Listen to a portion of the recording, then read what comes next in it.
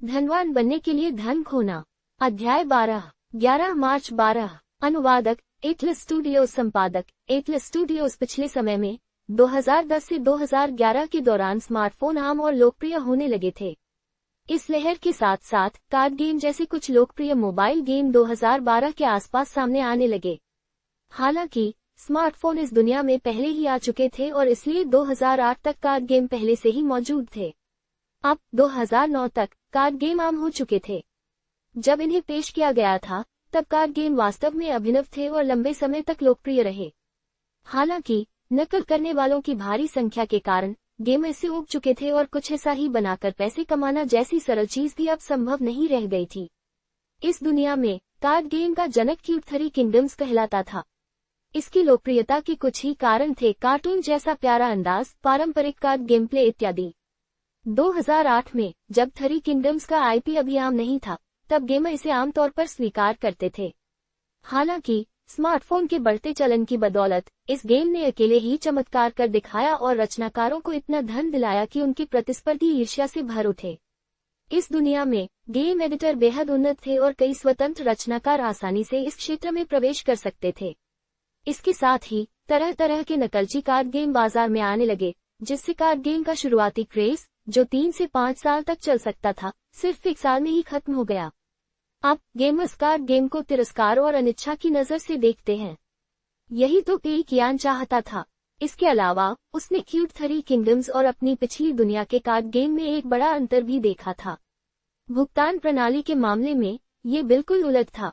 Game को 5 yuan की निश्चित कीमत पर खरीदा जा सकता था। इसके अलावा गेम के अंदर की चीजें काफी उचित कीमत पर बेची जाती थी।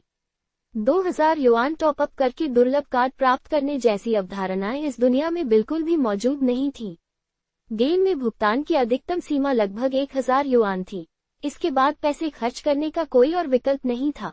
इसके बावजूद क्यूट 3 किंगडम्स को गेमर्स ने लालची होने के लिए जमकर लताड़ा। इसकी वजह यह थी कि इस दुनिया का इकोसिस्टम पेई कियान की पिछली दुनिया से अलग था। बौद्धिक संपदा अधिकारों की मजबूत सुरक्षा के कारण इस दुनिया में पायरेसी इतनी व्यापक नहीं थी, इसलिए स्टैंडअलोन गेम बनाने वालों का कारोबार काफी अच्छा चल रहा था। इसी वजह से सिंगल परचेज या टॉप अप रीफिल कार्ड ही मुख्य लाभ कमाने के तरीके बन गए थे, जिन्हें गेमर्स ने स्वीकार कर लिया था और अपना लिया था। क्यूट 3 किंगडम्स की बात करें तो ये स्पष्ट था कि रचनाकारों ने भी कुछ ज्यादा करने की हिम्मत नहीं की। उन्होंने बस 5 युआन की खरीद कीमत और कुछ मामूली इन गेम खरीदारी की व्यवस्था की। इसके बावजूद उनकी जमकर आलोचना हुई। बाजार का अध्ययन करने के बाद पेई कियान सोचने लगे कि उन्हें इस गेम को कैसे बिगाड़ना चाहिए। सबसे सीधा तरीका था सीधा टकराव। अगर बाजार में पहले से ही एक बेहद सफल गेम मौजूद है जो इस शैली का जनक है, तो पेई कियान को बस उसे हूबहू कॉपी करना था और उनकी असफलता लगभग तय थी। चूंकि कार्ड गेम का चलन अभी कम हो रहा है, तो कार्ड गेम बनाने का यही सही समय है। क्यूट 3 किंगडम्स लोकप्रिय है ना? मैं भी 3 राज्यों पर आधारित एक गेम बनाऊंगा। गेम प्ले वही रहेगा और संसाधन वेबसाइट पर मौजूद कार्ड गेम टेम्पलेट पर हजारों खर्च करना बिल्कुल सही रहेगा।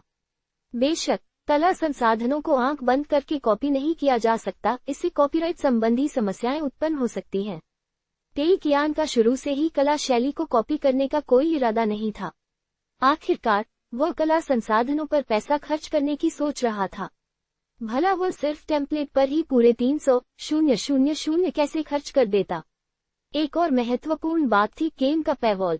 क्यूट 3 किंगडम्स ने अपने पैवॉल को लागू करने में काफी संयम बरता था। पेई कियान के गेम की बात करें तो क्या उसे गेमर्स को इतने बड़े पैवॉल में फंसाकर परेशान करना चाहिए? नहीं, बिल्कुल नहीं। पेई कियान ऐसा नहीं सोचता था। वह गेमर्स को बहुत अच्छी तरह समझता था, ये सब पाखंडी होते हैं। वे गेम को धोखा और पैसे की बर्बादी बताकर कोस सकते हैं और फिर कभी न खेलने की धमकी दे सकते हैं। लेकिन जब कोई नया बहुत महंगा आइटम आता है तो बड़े खिलाड़ी शिकायत करने के बावजूद भी उसके लिए पैसे देंगे। अगर पेई कियान गेम का पैवॉल इतना ऊंचा कर दे, जैसे कि हजारों युआन तक, तो अगर उसे कुछ बड़े खिलाड़ियों का सामना करना पड़े तो वह क्या करेगा? एक बड़े खिलाड़ी की खर्च करने की क्षमता हजारों आम गेमर्स के बराबर होती है। अगर कुछ ही अमीर खिलाड़ियों के साथ यह खेल मुनाफा कमाने लगता तो क्या उसे खून की उल्टी नहीं करनी पड़ती? इसलिए उसे अपनी सोच बदलनी पड़ी। अमीर खिलाड़ियों को बेहिसाब खर्च करने से रोकने के लिए खेल की पैवॉल काफी कम रखनी होगी। टेई कियान ने इस बारे में सोचा। चूंकि क्यूटे थ्री किंगडम्स की पैवॉल लगभग 1000 युआन थी, तो उसे इसे घटाकर 500 युआन करना होगा। नहीं, 100 युआन नहीं, ये काफी नहीं है। 30 युआन। वह इसे ऐसा बनाएगा कि अमीर खिलाड़ियों के पास खर्च करने के लिए कोई जगह ही न बचे। लेकिन जाहिर है, कार्ड गेम होने के नाते इसमें आम और दुर्लभ कार्ड तो होंगे ही। आमतौर पर लोग दुर्लभ कार्डों को पैसे देकर ही खरीदते थे ताकि मुनाफा बढ़ाया जा सके। टेई कियान ने इस तरीके को नकार दिया। आखिर उनका मकसद पैसा गंवाना था, मुनाफा कमाना नहीं। गेम में सबसे महंगी चीज 30 युआन का परमानेंट मेंबरशिप कार्ड होगा। इसे खरीदने वालों को रोजाना कुछ अतिरिक्त कार्ड ड्रॉ करने के मौके मिलेंगे। इसके अलावा लोगों के पास पैसे खर्च करने के लिए और कोई जगह नहीं होगी। आप लोग तेंगा को पैसे दान करना चाहते हैं, सपने देखते रहिए। आम गेमर्स की बात करें तो भले ही वे 30 युआन का कार्ड न खरीदे, उन्हें भी कार्ड ड्रॉ करने के मौके मिलेंगे, हालांकि कम। इस तरह गेमर्स के पास पैसे खर्च करने का कोई कारण ही नहीं बचेगा। गेम की कीमत की बात करें तो टेई कियान इसे मुफ्त रखना चाहते थे, लेकिन बाद में उन्होंने अपना इरादा बदल दिया। आजकल ज्यादातर मोबाइल गेम मुफ्त नहीं है और उनमें से ज्यादातर की कीमत 1 युआन है। अगर टेई कियान गेम को मुफ्त कर देते तो शायद बहुत सारे खिलाड़ी आकर्षित हो जाते। क्या होगा अगर यह अचानक लोकप्रिय हो जाए? इसलिए टेई कियान ने चलन के विपरीत जाकर इसकी खरीद कीमत 10 युआन तय कर दी। ये क्यूट थ्री किंगडम्स से भी ज्यादा है। प्रवेश के लिए एक बहुत बड़ी बाधा के रूप में ये 10 युआन संभावित खिलाड़ियों के 90% को हतोत्साहित करने का काम करेगा। जरा सोचिए, एक मोबाइल गेम जो पूरी तरह से पुराने टेम्पलेट पर आधारित है, जिसमें कोई नवीनता नहीं है और जिसकी खरीद कीमत सबसे लोकप्रिय गेम से 5 युआन ज्यादा है। भला कौन इतना मूर्ख होगा जो इसे खरीदेगा? बेशक उसे यह बाधा बहुत ज्यादा भी नहीं रखनी चाहिए। ये 10 युआन गेमर्स को इसे खरीदने से रोकने के अपने उद्देश्य को पूरा करने के लिए पर्याप्त था। अगर वह इसे और ज्यादा रखता तो टेई कियान को केवल कुछ ही गेमर्स से कमाई होती। जितना ज्यादा वह कमाता उतना ही ज्यादा उसे नुकसान होता। ये ठीक नहीं। इसके साथ ही टेई कियान ने अपना लक्ष्य तय कर लिया। सबसे पहले यह एक ऐसा गेम होगा जिसमें सबसे बुनियादी संचालन तकनीकें होंगी। क्या इसमें ऐसे गेम प्ले हैं जो अन्य कार्ड गेम में नहीं मिलते? आपको यहाँ नहीं मिलेंगे। क्या इसमें ऐसे गेम प्ले हैं जो अन्य कार्ड गेम में हैं?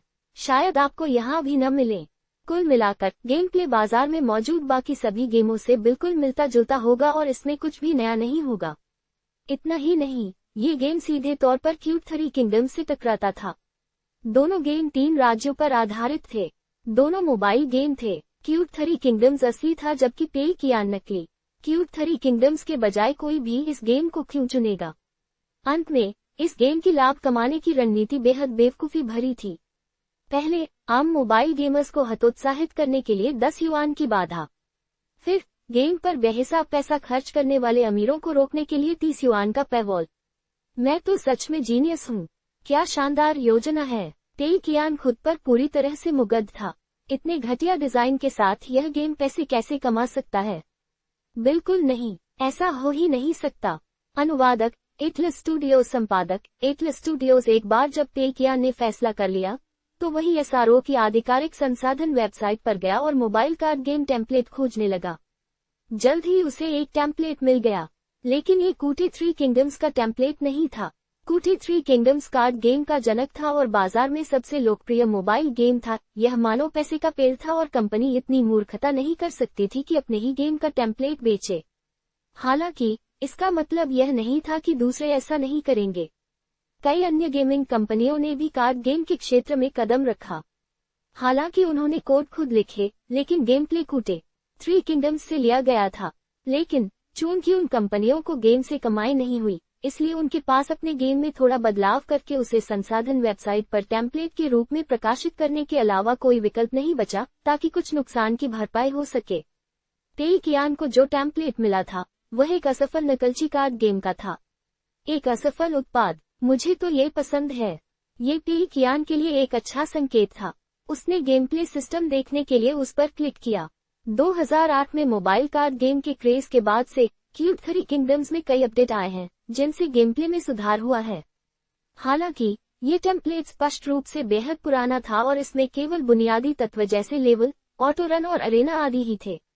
नए गेम प्ले की तो बात ही छोड़िए, पूरा गेम ही बेस्वाद लग रहा था। टेई कियान को इस बात से खुशी हुई। यह उसके सपनों का कार्ड गेम टेम्पलेट था।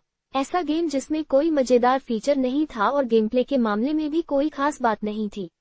उसने कीमत देखी 100,000। ये सिर्फ 100,000 क्यों है? अब वह कीमत से ज्यादा खुश नहीं था, ये बहुत सस्ता था। अगर इसकी कीमत 150,000 भी होती तो भी मैं इसे खरीद लेता। हालांकि दोबारा सोचने पर ड्राइविंग सिम्युलेटर टेम्पलेट की कीमत तो सिर्फ 20,000 थी। कार्ड गेम के टेम्पलेट ज्यादा जटिल थे और उनमें एक ज्यादा संपूर्ण प्ले स्टाइल सिस्टम था, फिर भी 100,000 की कीमत पर ये सस्ते नहीं थे। टेई कियान डाउनलोड की गई फाइलों की मात्रा देखकर समझ गया कि ये उसके द्वारा पहले खरीदे गए ड्राइविंग सिम्युलेटर टेम्पलेट से काफी कम थे। इससे साफ पता चलता था कि ये बहुत महंगे थे और व्यावहारिक भी नहीं थे। टेई कियान ने जरा भी संकोच नहीं किया और खरीद लिया। ये उस तरह के महंगे उत्पाद थे जो उसे पसंद थे, एक ऐसी चीज जो उसे सिस्टम से चेतावनी मिले बिना पैसे उड़ाने में मदद कर सकती थी। टेम्पलेट खरीदने के बाद उसके पास गेम प्ले की बुनियादी चीजें थीं और अगला कदम था आर्ट रिसोर्स जोड़ना। इसमें user interface, UI, batting effects और कार्ड एनिमेशन आदि शामिल थे। इनके अलावा उसे संगीत और ध्वनि प्रभाव खरीदने थे और क्लाउड सर्विस उपकरण किराए पर लेने थे। इन सब पर काफी पैसा खर्च होना था। हालांकि इसका अधिकांश हिस्सा कला संसाधनों पर ही खर्च होना था। टेई कियान ने इस बारे में सोचा।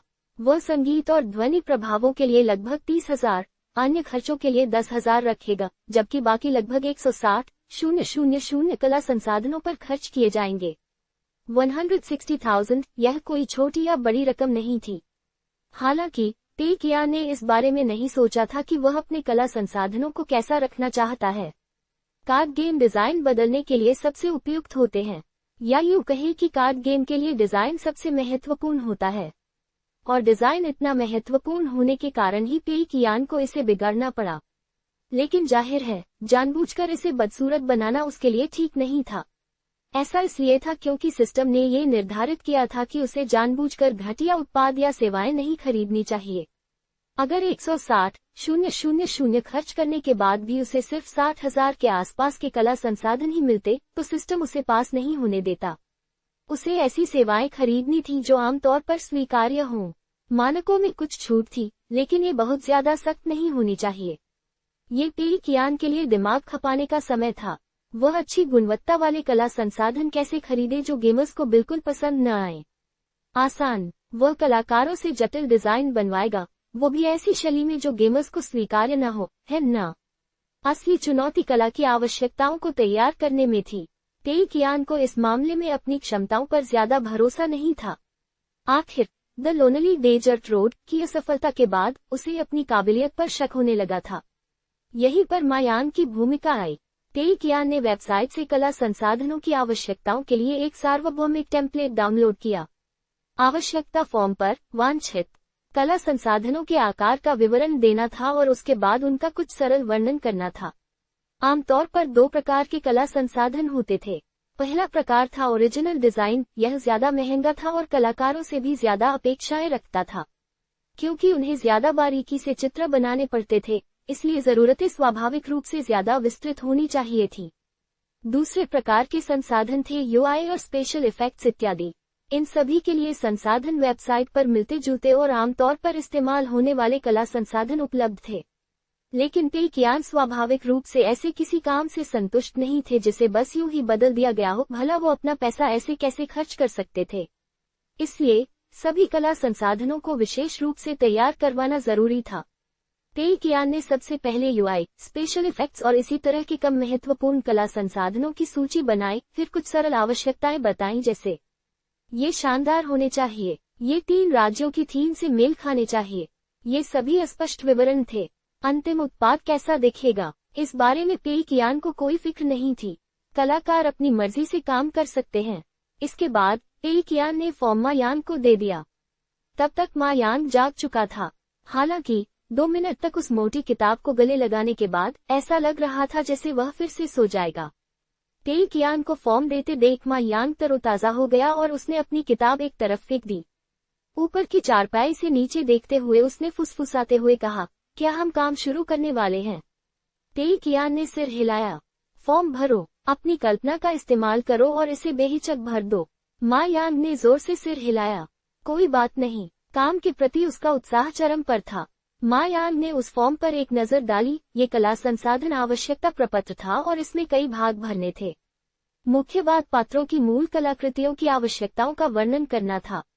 तेई कियान ने विषय तय कर लिया था, 3 राज्य। इन 3 राज्यों में उतने ही पात्र थे। तेई कियान ने उनमें से 50 पात्रों की सूची बनाई थी, जिनमें से 15 दुर्लभ कार्ड, 25 असामान्य कार्ड और 10 सामान्य कार्ड थे। मूल कलाकृतियों की कीमत में काफी अंतर था। एक सस्ती कलाकृति लगभग 800 युआन की थी, जबकि एक महंगी कलाकृति लगभग 5000 युआन की। यदि कोई द्वितीय या तृतीय श्रेणी के शहर के कला विद्यालय में जाकर किसी छात्र से संपर्क करे, तो उसे 100 युआन में एक मूल कलाकृति मिल सकती है। यदि कोई किसी प्रसिद्ध कलाकार से अपने लिए कलाकृति बनवाना चाहे, तो 8000 युआन तक खर्च होना भी कोई असामान्य बात नहीं थी। कुल मिलाकर आपको अपनी कीमत के अनुसार ही वस्तु मिलती है। तेई कियान किसी मशहूर कलाकार से अपनी कलाकृति बनवाने का बिल्कुल भी इरादा नहीं रखता था, भले ही इसे उसे ज्यादा पैसे खर्च करने का मौका मिल जाता। उसे लगा कि शायद उन कलाकारों की लोकप्रियता ही गेम के लिए प्रचार का जरिया बन जाए। इसी तर्क से देखें तो भले ही हर कलाकृति पर 5000 युआन खर्च करना महंगा पड़ता, लेकिन अगर गेमर्स को ऐसी खूबसूरत असली कलाकृति पसंद आ जाती तो वह क्या करता। आखिरकार डिजाइन ही सबसे जरूरी था। अगर उसकी कलाकृति इतनी अच्छी होती तो गेम चाहे कितना भी घटिया क्यों न हो, वह पैसे कमा सकता था। इसीलिए तेई कियान ने सस्ते में असली कलाकृतियां खरीदने का फैसला किया। अगर उसे और पैसे खर्च करने होते तो वो और भी खरीद लेता। 50 पात्रों के साथ वो पात्रों के स्तर और सितारों को अपग्रेड करने के बाद अलग अलग मुद्राओं को उपविभाजित कर सकता था। ये 50 बुनियादी पात्रों के बराबर था, जिनमें से प्रत्येक में स्तर बढ़ने को दर्शाने वाले 4 अलग अलग प्रकार के परिवर्तन होते। प्रत्येक पात्र की 3000 की निश्चित कीमत को 4 अलग अलग परिवर्तनों से गुना करने पर कुल 150,000 होता। तेई कियान ने इसका बिल्कुल सही अनुमान लगाया था। आखिर शुरुआती कार्ड गेम में मॉडल की आवश्यकता नहीं होती, जिससे उसके कुछ खर्च बच जाते। लेकिन निश्चित रूप से वास्तविक कीमत तो दूसरी पार्टी को बतानी होगी। ये तेई कियान का सिर्फ एक मोटा अनुमान था। मा यांग हैरान था। अगर सब कुछ पहले से तय था तो उसे क्या करना था। तेई कियान के नोट को ध्यान से पढ़ने के बाद उसे समझ आया। उसका काम मूल पात्रों को बिगाड़ना और उनमें बदलाव करना था।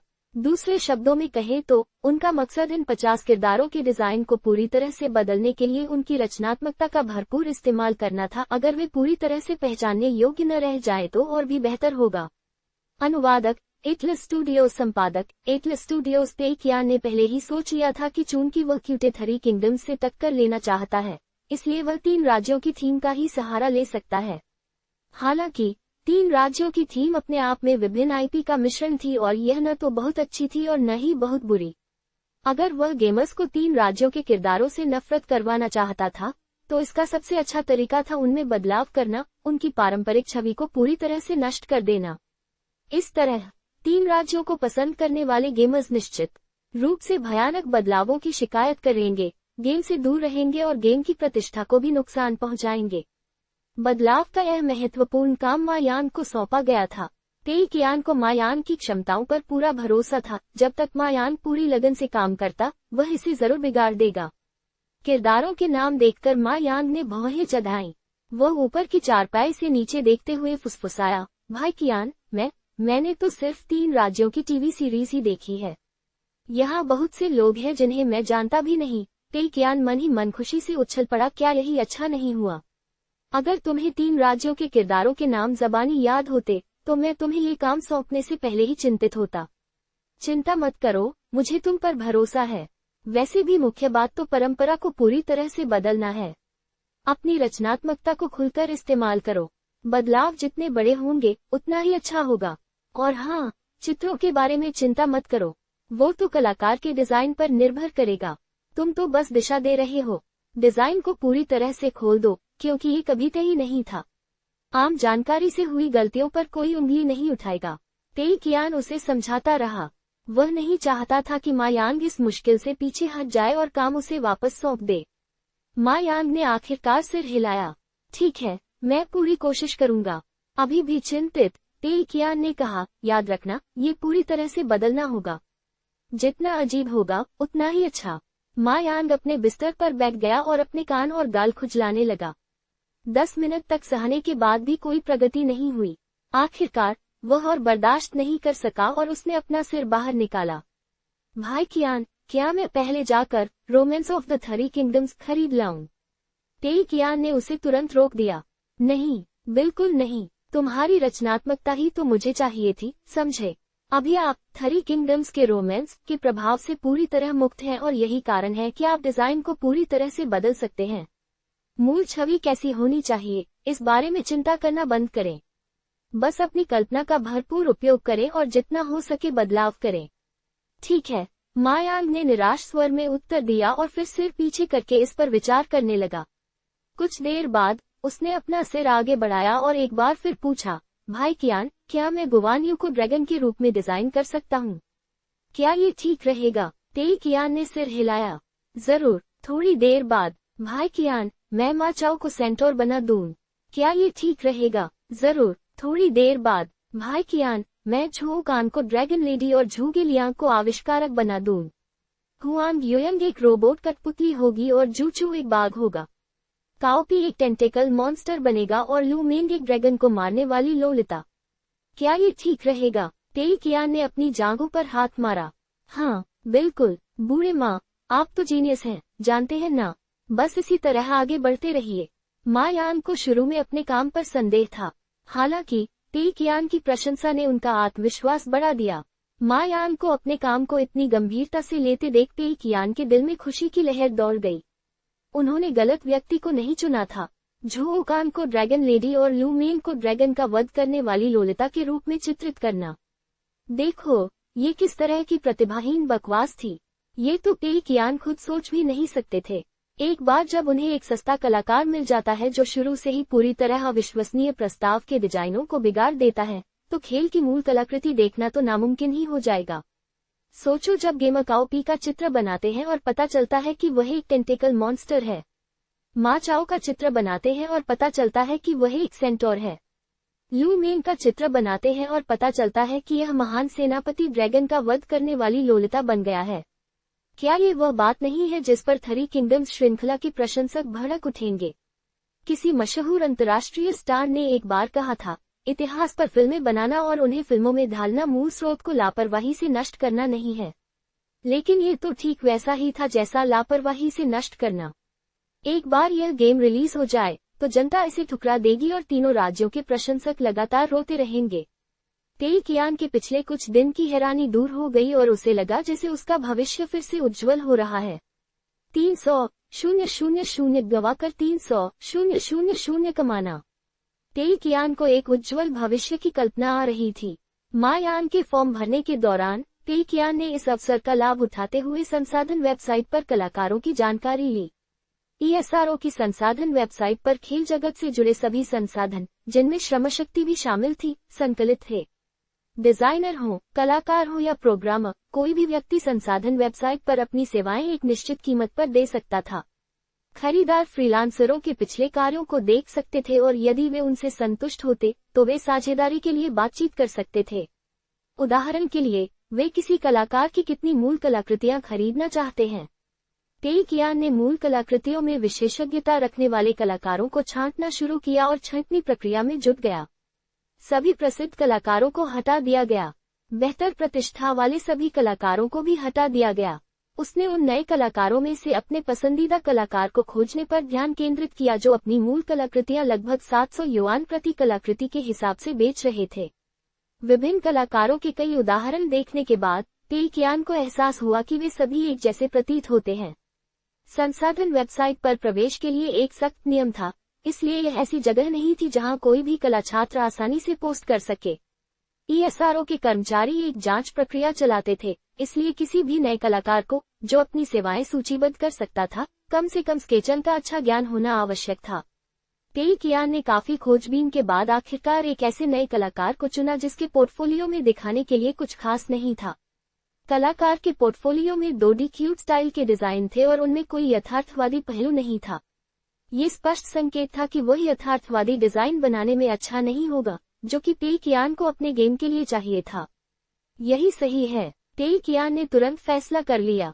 लेकिन जाहिर है, पेकियान एक कलाकार पर ही संतुष्ट नहीं हो सके, उन्हें बहुत सारी मौलिक कलाकृतियां चाहिए थीं। कुछ कार्ड गेम चाहते हैं कि उनकी मौलिक कलाकृतियां इतनी खूबसूरती से डिजाइन की जाएं कि वे पोस्टर जैसी दिखें। ऐसी कलाकृति के लिए एक अनुभवी कलाकार को भी पूरा करने में पूरा 1 सप्ताह लग जाता है।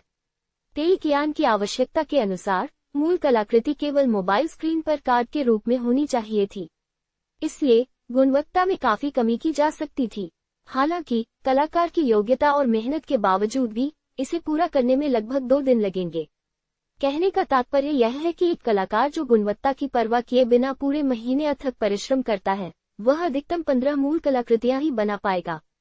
बेशक जब पेकियान ने 200 कलाकृतियां बनाने की बात कही, तो इसका मतलब यह नहीं था कि 200 पूरी तरह से अलग अलग मूल कलाकृतियां चाहिए हों। कुल मिलाकर केवल 50 पात्र थे। प्रत्येक पात्र के लिए 4 मूल कलाकृतियां थीं जो विभिन्न सितारों का प्रतिनिधित्व करती थीं। उदाहरण के लिए झुके लियांग को लें। 1 स्टार से 4 स्टार तक पहुंचने में केवल कुछ विवरण और विशेष प्रभाव बदलते हैं, ये पूरी तरह से चरित्र का पुनर्निर्माण नहीं है। इसलिए प्रत्येक पात्र अपनी 4 अलग अलग मूल कलाकृतियों के साथ एक पूरा सेट बनाएगा। फिर भी एक अनुमान के अनुसार पेकियान को समय पर सामग्री पूरी करने के लिए लगभग 7 कलाकारों की आवश्यकता होगी। उन्होंने बाकी कलाकारों की तलाश करने से पहले एक कलाकार के साथ कीमतों पर बातचीत शुरू करने का फैसला किया। नमस्ते, हमारी कंपनी एक मोबाइल कार्ड गेम बनाने की तैयारी कर रही है और हम बड़ी संख्या में कस्टम निर्मित मूल कलाकृतियां ऑर्डर करना चाहते हैं। मैं आपसे कीमतों और काम पूरा होने की समय सीमा के बारे में बात करना चाहता हूं। यदि आप इच्छुक हैं तो कृपया उत्तर दें। पेकियान ने रुवान गुआंगजियान नाम के कलाकार के लिए एक संदेश छोड़ा। उन्होंने कुछ मिनट इंतजार किया और कोई जवाब न मिलने पर उन्होंने निष्कर्ष निकाला कि दूसरी तरफ से कोई व्यक्ति ऑफलाइन होगा। पेकियान को कोई जल्दी नहीं थी क्योंकि मायान को अगले दिन तक ही आवश्यकता पत्र भरना था। समय देखकर पेकियान को पता चला कि रात हो चुकी है और उसे जोरों की भूख लग रही है। माँ, चले खाना खाने। पेकियान बिस्तर से नीचे उतरा और ऊपर वाले पलंग पर लेटे मायान को देखा। मायान अभी भी कीबोर्ड पर टाइप करते हुए अपनी रचनात्मकता को निखारने में लगा हुआ था। भर्ती फॉर्म पहले से ही टेक्स्ट के बड़े बड़े टुकड़ों से भरा हुआ था। इतना गंभीर होने की जरूरत नहीं है, चलो खाना खाने चलते हैं, पेकियान ने कहा। हालांकि मायान अभी भी काम में मग्न था, लेकिन उसे भी भूख लगी थी और वह बिस्तर से कूद पड़ा। कैंटीन? मायान ने पूछा। पेकियान ने सिर हिलाया और अपनी छाती थपथपाई। नहीं, चलो आज बाहर खाना खाने चलते हैं। मेरी तरफ से। 10 मिनट बाद अटेंडेंट ने एक कटोरी रामेन और एक प्लेट अंडा फ्राइड राइस परोसकर हम दोनों के सामने रख दिया। नोवेलुनार लोगो। अध्याय 15। अनुवादक एटलस स्टूडियोज। संपादक एटलस स्टूडियोज। बॉस, रामेन के लिए एक और मीट और एग, फ्राइड राइस के लिए एक और तला हुआ अंडा, साथ में एक साइड डिश भी ला दीजिए। ठंडा खीरा भी चलेगा। पेकियान ने मायान को इनाम देने में कोई कसर नहीं छोड़ी, जो अपने सामने रखे मीट से भरे रामेन को बड़े चाव से खा रहा था। आप वाकई कमाल हैं, भाई कियान। अब तो आप अभिनय भी नहीं कर रहे, बल्कि एक अमीर दूसरी पीढ़ी के वारिस के गुण दिखा रहे हैं। लेकिन इतने पैसे में तो हम बगल वाले रेस्टोरेंट से खाना ऑर्डर कर सकते हैं, पेकियान ने बात टाल दी। अरे नहीं, बगल वाला रेस्टोरेंट उतना महंगा तो नहीं है, लेकिन पेट नहीं भरता। सच कहूं तो हमें काम शुरू होने का जश्न मनाने के लिए कुछ बेहतर खाना चाहिए था, लेकिन अभी मेरा सारा पैसा गेम बनाने में लगा है, इसलिए थोड़ी तंगी है। असल में बात ये थी कि निजी संपत्ति बहुत कम थी। उसके पास केवल 700 युआन थे। इतने पैसे उसके लिए खर्च करने के लिए काफी नहीं थे। मायान ने रामेन खाते हुए सिर हिलाया। मैं समझता हूँ, बिल्कुल यही तो सही है। हम अभी लड़ाई के दौर में हैं और हमें पैसे बर्बाद नहीं करने चाहिए। जैसे ही यह गेम खत्म होगा, मैं तुम्हें 50 युआन प्रति व्यक्ति वाले बारबेक्यू बुफे में ले जाऊंगा। मायान ने जोर से सिर हिलाया। जरूर जरूर। उस समय बुफे का खर्च लगभग 30 युआन प्रति व्यक्ति होता था। पेकियान द्वारा सुझाया गया 50 युआन का बुफे उच्च श्रेणी का माना जाता था, लेकिन जाहिर है 10 साल बाद बुफे की कीमत बढ़कर लगभग 1200 युआन प्रति व्यक्ति हो गई थी। कोई तुलना ही नहीं थी। पेकियान के लिए अगर वह पूरे 300,000 युआन हार कर उसे अपनी निजी संपत्ति में बदल ले, तो वह जो चाहे उतना अच्छा खाना खा सकता था। जी हाँ, अनुबंध, पेकियान ने अपने अंडे वाले फ्राइड राइस में हाथ डालते हुए कहा। वापस आकर मैं एक टेम्पलेट ले आता हूँ। चलिए आपके लिए 3,000 के वेतन के साथ इंटर्नशिप अनुबंध पर हस्ताक्षर कर देते हैं, जिसका भुगतान महीने के अंत में किया जाएगा। मा यांग ने जल्दी से जवाब दिया, भाई कियान, आप कुछ ज्यादा ही विनम्रता दिखा रहे हैं। पैसा वास्तव में सबसे महत्वपूर्ण चीज नहीं है। इसके अलावा मुझे नहीं लगता कि अनुबंध की कोई जरूरत है। तेई कियान ने सिर हिलाया। ऐसा नहीं चलेगा, आप मुझे अपनी मेहनत दे रहे हैं, इसलिए आप एक पैसा भी कम नहीं ले सकते। हम एक वैध व्यवसाय हैं, इसलिए हमें उचित प्रक्रियाओं का पालन करना होगा। अनुबंध अनिवार्य है। ठीक है, जैसा आपने तय किया है हम वैसा ही करेंगे। मा यांग ने आगे कोई जिद नहीं की। मुफ्त पैसा कौन नहीं चाहेगा। उन्हें बस लगा कि 3,000 कुछ ज्यादा है और उन्हें शर्म आ रही थी। सच तो यह है कि तेई कियान उसे और ज्यादा वेतन देना चाहता था, लेकिन सिस्टम ने इसकी इजाजत नहीं दी। सिस्टम ने कहा था कि तेई कियान को कर्मचारी के वेतन के उचित मानकों से ज्यादा नहीं देना चाहिए। जांच करने के बाद तेई कियान ने पुष्टि की कि यह उचित मानक बाहर के उचित वेतन के 2 गुने से ज्यादा नहीं होना चाहिए। उदाहरण के लिए मा यांग को ही ले लीजिए। अगर वह किसी गेम कंपनी में इंटर्न के तौर पर काम करने जाता, तो इंटर्न के मौजूदा मूल वेतन के हिसाब से उसका वेतन 1,500 युआन होता। बेशक कुछ अपवाद भी हो सकते हैं, जैसे कुछ कंपनियां ज्यादा उदार हों या कुछ इंटर्न को ज्यादा काम करना पड़े और इसलिए उन्हें ज्यादा वेतन मिले। लेकिन उसे ये भी ध्यान में रखना था कि मा यांग की क्षमताओं को देखते हुए वह कंपनी पर बोझ ही बनेगा। इसलिए तेई कियान ने इंटर्न के लिए 3,000 युआन का वेतन तय किया। सिस्टम द्वारा अनुमत यह अधिकतम वेतन था। जैसे ही वह अपना रामेन खा रहा था, मा यांग ने अचानक अपनी जांघों पर हाथ मारा। अरे भाई कियान, मुझे अचानक एक शानदार विचार आया। कहो, अगर मैं तीनों राज्यों के सभी जनरलों को महिला बना दूं तो कैसा रहेगा? कहो, ये तो एक बड़ा बदलाव होगा या नहीं? तेई कियान लगभग अपना फ्राइड राइस थूकते थपकाते रह गया। नहीं, उसने इस विचार को सिरे से खारिज कर दिया। मा यांग हैरान रह गया। क्यों नहीं? क्या तुमने ये नहीं कहा था कि तुम बदलाव चाहते हो? तेई कियान अवाक रह गया। क्यों नहीं? क्योंकि इस विचार के सफल होने की पूरी संभावना है। सच तो यह है कि लिंग परिवर्तन वाले तीनों राज्यों का विचार मंगा और एनीमे में आजमाया जा चुका था और काफी सफल भी रहा था। हालांकि ये 2009 की बात है और 2D गेम्स इतने लोकप्रिय नहीं थे, फिर भी संकेत मिल रहे थे कि चीजें इसी दिशा में आगे बढ़ रही हैं। चूंकि कई मोबाइल कार्ड गेम्स कार्टून जैसे डिजाइन बना रहे थे, इसका मतलब था कि वे भी इस चलन को अपना रहे थे। क्या होगा अगर लिंग परिवर्तन के कारण ये गेम घर में रहने वालों को आकर्षित करे और लोकप्रिय हो जाए? तेई कियान ऐसा होने नहीं देता, लेकिन जाहिर है तेई कियान मा यांग को अपने असली विचार नहीं बता सकता था। खांसते हुए उसने अपनी बात समझाई। यह विचार काम नहीं करेगा क्योंकि इससे सभी पात्रों की विशिष्टता खत्म हो जाएगी। उदाहरण के लिए, अगर मा चाओ, झाओ युन और गोंग सुनजान सभी महिलाएं हों और बाकी सब भी, तो उनके चरित्र में कोई अंतर नहीं रह जाएगा। आपका वर्तमान प्रस्ताव जैसा है वैसा ही अच्छा है। मा चाओ एक सेंटोर है, बुआ न्यू एक ड्रैगन है, उन्हें पहचानना आसान होगा। इसलिए मुझे लगता है कि आपका वर्तमान प्रस्ताव अभी भी बेहतर है। बात समझ में आने पर मा यांग ने सिर हिलाया। आहा, तो बात यह है। समझ गया। तेई कियान ने राहत की एक लंबी सांस ली। लगता है कि कर्मचारी रखना भी हमेशा अच्छा नहीं होता।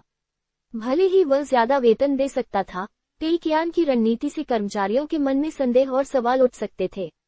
उस समय उसे एक तर्कसंगत स्पष्टीकरण देना होगा, अन्यथा कर्मचारी सचमुच ये संदेह कर सकते हैं कि तेई कियान जानबूझकर कंपनी को नुकसान पहुंचाने की कोशिश कर रहा है। एक बार संदेह पैदा हो जाए तो ये सिस्टम के नियमों का स्पष्ट उल्लंघन होगा। शुक्र है मा यांग इतना चालाक नहीं है। अगर मुझे भविष्य में और लोगों को भर्ती करना हो तो मुझे ऐसे ही और लोगों को रखना होगा। तेई कियान ने मन ही मन अफसोस जताया। भोजन के बाद वे वापस छात्रावास की ओर चल पड़े।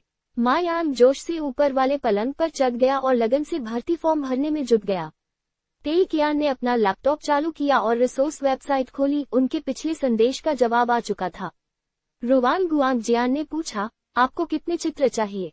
सामान्य आवश्यकताएं क्या हैं? तेई कियान ने कार्डों की संख्या और शैली आदि सहित अपनी सामान्य आवश्यकताओं को लिख लिया।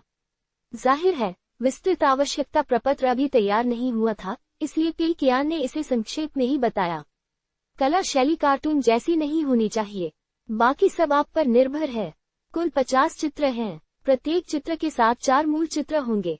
कुल 200 चित्र। आवश्यकता प्रपत्र पर अभी काम चल रहा है, मैं आपको बाद में दे दूंगा। पूरे 3 मिनट बीत जाने के बाद भी पेई कियान को कोई जवाब नहीं मिला। उन्होंने अनुमान लगाया कि रुवान गुआंगजियान जरूर असमंजस में पड़ गए होंगे। मेरा पोर्टफोलियो कार्टून जैसे चित्रों से भरा है और आप मुझे सबसे पहले यही बता रहे हैं कि आपको कार्टून जैसी कोई चीज नहीं चाहिए। कुछ समय बाद रुवान गुआंगजियान ने जवाब दिया, ठीक है, एक सेट की कीमत 2000 होगी, क्या ये ठीक है? मुझे पता है कि एक नए कलाकार के लिए ये कीमत थोड़ी ज्यादा लग सकती है, लेकिन चिंता मत करो, मेरी कला का स्तर वाकई बेहतरीन है। बस बात यह है कि मेरे पास ज्यादा काम का पोर्टफोलियो नहीं है, क्योंकि मैं अभी पढ़ाई कर रहा हूँ। 2000 प्रति सेट, क्या इसका मतलब यह नहीं है कि हर कलाकृति की कीमत सिर्फ 500 होगी? पेई कियान तुरंत नाराज हो गया, ये तो बहुत सस्ता है। क्या इसका मतलब यह नहीं है कि वह अपने सारे पैसे खर्च नहीं कर पाएगा? उसने पहले एक सेट के लिए 3000 देने का सोचा था और अब कीमत घटकर 2000 हो गई है। 50 अक्षरों के लिए क्या उसे 50,000 युआन कम खर्च नहीं करने पड़ेंगे? नहीं, ये ठीक नहीं है। मुझे लगता है कि कीमत पर और बातचीत करने की जरूरत है, पेई कियान ने जवाब दिया। रुवान गुआंगजियान, तो फिर आप कितना सुझाव देते हैं? यही मेरी अंतिम कीमत है। पेई कियान, मेरी स्थिति थोड़ी अलग है, क्योंकि हम एक ऐसी शैली बनाना चाहते हैं जो पहले किसी ने न बनाई हो। हम एक ऐसी छवि चाहते हैं जो सबसे अलग हो, इसलिए काम का स्तर वास्तव में अधिक है, समझे? इसके अलावा डिजाइन के मामले में हम कला में उतने अच्छे नहीं हैं, इसलिए हमारी जरूरतें थोड़ी अस्पष्ट होंगी। इसी वजह से मुझे आपसे डिजाइन पर अधिक मेहनत करने की आवश्यकता होगी। इन बातों को ध्यान में रखते हुए मुझे लगता है कि 2000 प्रति सेट आपके लिए बहुत अनुचित है। 3000 प्रति सेट अधिक उपयुक्त कीमत होगी। इसमें मूल कलाकृतियों का प्रारंभिक डिजाइन और बाद में किए जाने वाले संशोधन शामिल हैं। साथ ही मुझे उम्मीद है कि आप अधिक बारीकी से चित्र बना पाएंगे। कैसा रहेगा? रुवान गुआंगजियान की ओर से एक बार फिर सन्नाटा छा गया। ये स्पष्ट था कि पेई कियान जैसे ग्राहकों से वह पहले बहुत कम मिला था जो सौदेबाजी में उल्टा मोलभाव करते थे। इस व्यक्ति ने तो उसे हर सेट पर 1000 युआन अतिरिक्त दे दिए थे। हालांकि पेई कियान का व्यवहार नियमों का उल्लंघन नहीं था, इसलिए सिस्टम ने कोई चेतावनी नहीं दी। ऐसा इसलिए था क्योंकि पेई कियान की मांगें पूरी तरह से उचित थीं। अतिरिक्त राशि अस्पष्ट विनिर्देशों, काम की गुणवत्ता में सुधार और भविष्य में होने वाले संशोधनों से उत्पन्न समस्याओं को कवर करती थी। रुवान गुआंगजियान ने कुछ मिनट बाद जवाब दिया, ठीक है, कुल 50 सेट और 200 मूल कलाकृतियां 150,000 युआन में। इसमें 20 बड़े और 50 छोटे संशोधन शामिल होंगे। पेई कियान मुस्कुराया, मैं संशोधन विकल्पों के लिए पैसे का उपयोग कर सकता हूँ, लेकिन मैं उनका उपयोग न करने का विकल्प भी चुन सकता हूँ। आखिरकार, अगर कलाकृतियां मनचाही न भी हो तो क्या ही बेहतर है। दोनों इस पर सहमत हो गए और संसाधन वेबसाइट पर डिजिटल अनुबंध पूरा करने की तैयारी करने लगे। अचानक पेई कियान को कुछ याद आया। 3 हफ्तों में आप कितने मौलिक उत्पाद बना सकते हैं? मैं अनुबंध के अनुसार कुल राशि में बदलाव कर दूंगा। सिस्टम के अनुसार पेई कियान के पास निपटान से 1 हफ्ता पहले कोई भी अघोषित उत्पाद नहीं होना चाहिए। अगर पेई कियान निपटान से 1 हफ्ता पहले अपना गेम प्रकाशित करना चाहता है, तो रुवान गुआंगजियान के पास काम करने के लिए 3 हफ्तों का समय होगा। रुवान गुआंगजियान, मैं निश्चित रूप से 200 नहीं बना सकता। हालांकि मैं ये काम अपने छात्रावास के सहपाठियों के साथ बांट सकता हूँ। चिंता मत करो, मैं निगरानी रखूंगी, जिससे न केवल उनकी गुणवत्ता सुनिश्चित होगी, बल्कि शैली में एकरूपता भी बनी रहेगी। पेई कियान बहुत खुश हुई। ठीक है, मैं सब कुछ तुम्हें सौंप देती हूँ। रुवान गुआंगजियान अभी पढ़ाई कर रहा था।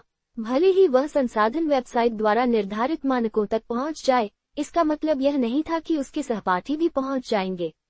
इसे एक तरह से पैसे खर्च करने का एक छोटा सा बहाना भी माना जा सकता है, जिसमें मूल कलाकृतियों की गुणवत्ता को जानबूझकर कम किया जाता है।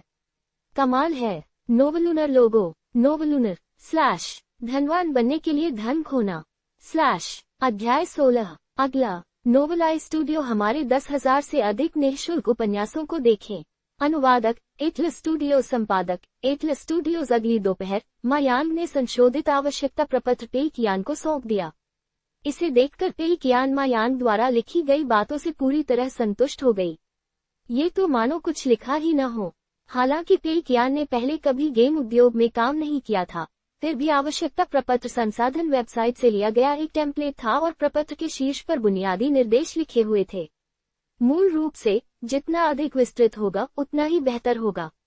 डिजाइनर एक छवि प्रस्तावित करता था जो आमतौर पर काल्पनिक और अस्पष्ट होती थी, जबकि कलाकार उस छवि को बनाता था जो आमतौर पर ठोस और विस्तृत होती थी। इस प्रक्रिया के दौरान कुछ न कुछ गड़बड़ होना स्वाभाविक था। उदाहरण के लिए, डिजाइनर एक बेहद आकर्षक पुरुष पात्र चाहता हो। यह एक ऐसा मानक था जो अस्पष्ट और मापना कठिन था। बेहद आकर्षक को कैसे परिभाषित किया जाए? कलाकार तब एक ऐसा पात्र बनाएगा जिसे वह बेहद आकर्षक मानता है, लेकिन क्या इसे डिजाइनर संतुष्ट होगा? जरूरी नहीं। आखिरकार सुंदरता व्यक्तिपरक होती है, इसलिए डिजाइनर को अपनी आवश्यकताओं को बताते समय यथासंभव विस्तृत होना आवश्यक था। सबसे अच्छा होगा अगर वे कपड़ों, टोपी, हथियारों या किसी भी खास पहचान आदि का वर्णन कर सकें। अगर उनके पास संदर्भ के लिए कोई मिलती जुलती तस्वीर हो तो और भी बेहतर होगा। गेम जगत में हमेशा एक मजाक चलता रहता है। डिजाइनर प्रोग्रामर से कहता है, मुझे एक ऐसा फंक्शन चाहिए जो एक्स कर सके। फंक्शन का डिजाइन कॉन्सेप्ट एक्स है और इसका प्रभाव एक्स जैसा होना चाहिए। प्रोग्रामर चिढ़कर जवाब देता है, बस मुझे उस गेम का फंक्शन बता दो जिसकी तुम नकल करना चाहते हो। मुझे देखने दो। डिजाइनर आर्टिस्ट से कहता है, मुझे एक ऐसा कैरेक्टर चाहिए जो एक्स जैसा दिखता हो। यह कैरेक्टर एक्स जैसा दिखना चाहिए और इसकी एक्स पर्सनैलिटी होनी चाहिए जिससे एक्स जैसा एहसास हो। आर्टिस्ट चिढ़कर जवाब देता है, बस मुझे उस कैरेक्टर का नाम बता दो जिसकी तुम नकल करना चाहते हो। मुझे उसकी एक तस्वीर दिखाओ। ये काम से जी चुराने की वजह से नहीं था। असल बात ये थी कि टेक्स्ट से इमेज में बहुत सारी जानकारी खो जाती है। इसलिए जब इसी तरह के रिक्वायरमेंट फॉर्म बनाते हैं तो बेहतर यही होता है कि विवरण और संदर्भ इमेज जितनी हो सके उतनी विस्तृत हो। इस तरह ये सुनिश्चित हो जाएगा कि कलाकार द्वारा निर्मित कृति डिजाइनर की कल्पना से बहुत अधिक भिन्न न हो। अब आइए मायान के आवश्यकता प्रपत्र पर एक नजर डालें। ये पूरी तरह से आत्म मनोरंजन है।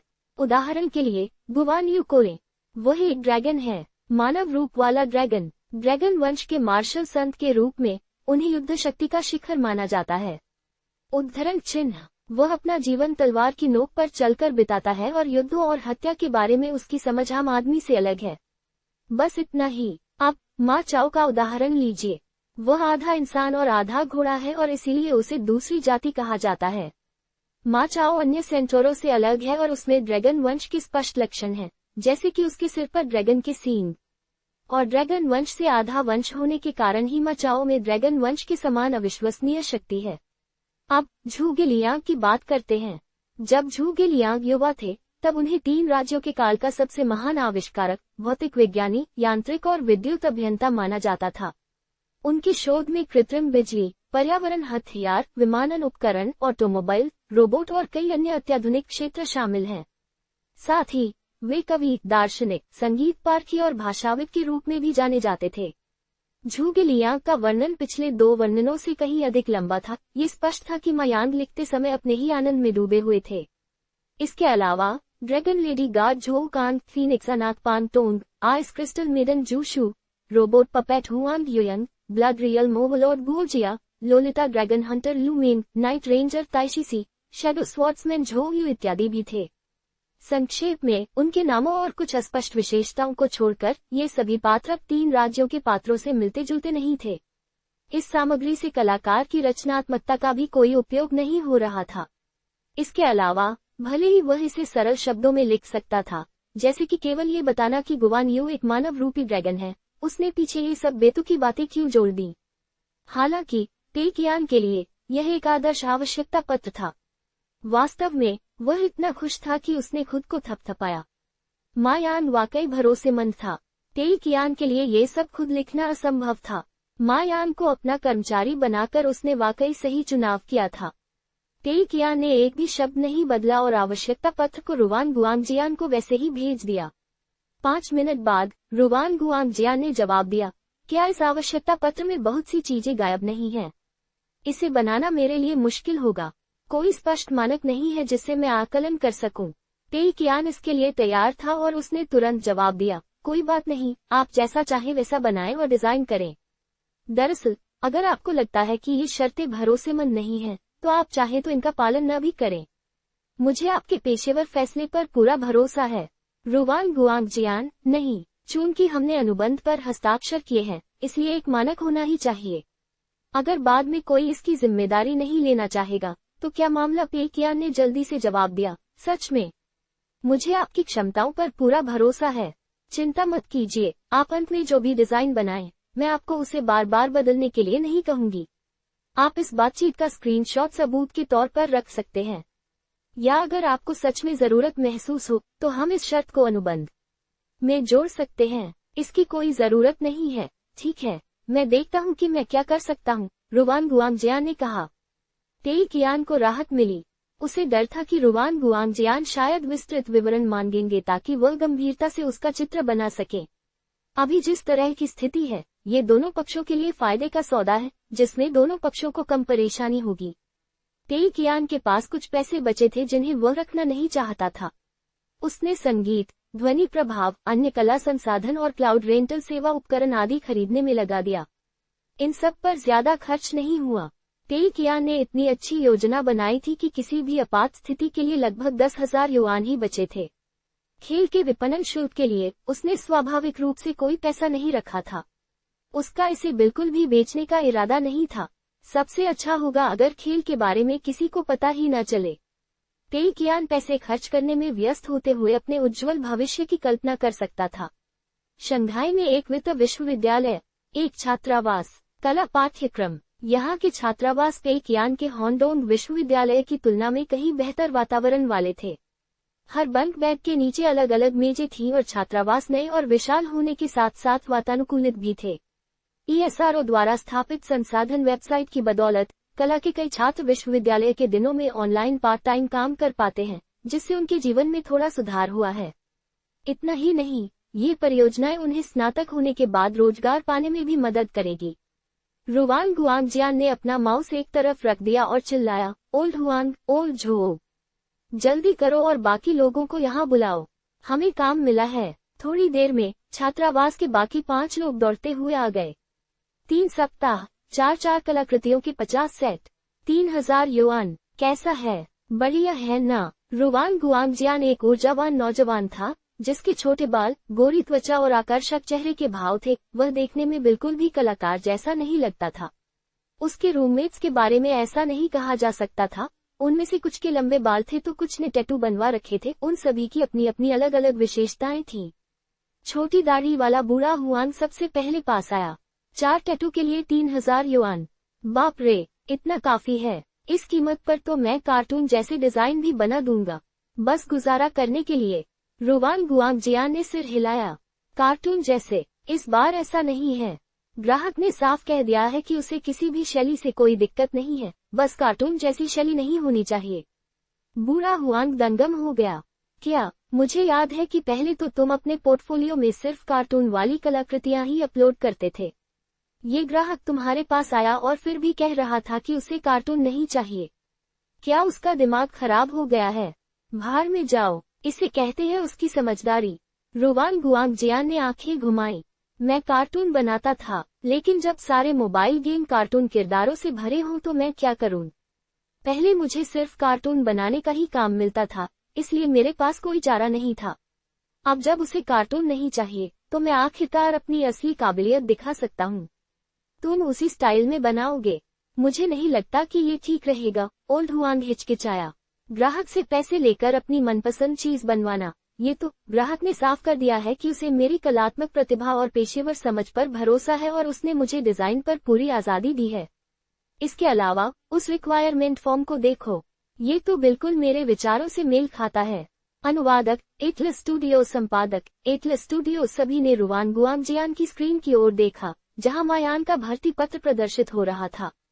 गुवान यू एक ड्रैगन है, मा चाओ एक सेंटोर है, तो झूगिलियांग एक सुअर है। बूढ़े हुआंग ने तक दिया। रुवान गुआंगजियान ने उसे तीखी नजर से देखा। तुम्हें कुछ नहीं पता, झूगिलियांग एक प्रसिद्ध आविष्कारक है। ये सुअर होने से भी बदतर है, बूढ़े हुआंग ने ताना मारा। भर्ती पत्र को देखते हुए बूढ़े हुआंग का दिमाग सुन्न हो गया। ये भर्ती पत्र था। इन ऐतिहासिक हस्तियों के विवरण में कुछ अतिरंजित बदलावों के अलावा और कुछ भी नहीं लिखा था। इस समय संदर्भ चित्र मांगना एक महत्वाकांक्षी सपना होगा। हालांकि संदर्भ के लिए कोई बुनियादी रेखा चित्र भी नहीं थे। साथ ही बदलाव हर तरह के थे। कुछ को जानवरों में बदल दिया गया था, कुछ के लिंग बदल दिए गए थे और कुछ किसी तरह प्रौद्योगिकी में अत्यधिक कुशल थे। ये तो पूरी तरह से गड़बड़ झाला था। क्या ग्राहक मंदबुद्धि है? ये कैसा घटिया आवश्यकता प्रपत्र है? बूढ़ा हुआन हैरान था। उसने सोचा भी नहीं था कि रुवान गुआंगजियान सच में ऐसा काम स्वीकार कर लेगा। क्या उसे डर नहीं था कि दूसरा पक्ष अंतिम परिणाम से असंतुष्ट हो सकता है और विवाद में पड़ सकता है? वे सभी कला पाठ्यक्रम के गरीब छात्र थे। हालांकि वे कुछ अन्य पाठ्यक्रमों के छात्रों से थोड़ी बेहतर स्थिति में हो सकते हैं, लेकिन अगर वास्तव में ग्राहक के साथ उनका कोई विवाद हो जाता है और कोई भी पक्ष जिम्मेदारी नहीं लेना चाहता है, तो उससे निपटना वास्तव में बहुत मुश्किल होगा। तुम किस बात की चिंता कर रहे हो? उसने संसाधन वेबसाइट को भुगतान कर दिया है। रुवान गुआंगजियान ने बूढ़े हुआन को वह स्थिति दिखाई जिससे पता चलता था कि ग्राहक की ओर से भुगतान हो चुका है। ESRO की आधिकारिक संसाधन वेबसाइट एक तरह से बिचौलिए का काम करती थी, जिसमें प्लेटफॉर्म एक गारंटर की भूमिका निभाता था ताकि फ्रीलांसर ग्राहकों द्वारा अपनी आवश्यकताएं बताने की तुरंत बाद काम शुरू कर सकें। उस दौरान ग्राहकों को प्लेटफॉर्म के पास भुगतान जमा करना होता था, जिसमें पैसा एस्क्रो में रखा जाता था। काम पूरा होने और ग्राहक के उत्पाद से संतुष्ट होने पर फ्रीलांसर को प्लेटफॉर्म से भुगतान मिल जाता था। यदि दोनों पक्षों के बीच कोई असहमति होती तो प्लेटफॉर्म मध्यस्थ की भूमिका निभाता। अगर ऐसी स्थिति आती तो रुवान गुआंगजियान के पास बातचीत का पूरा रिकॉर्ड होता।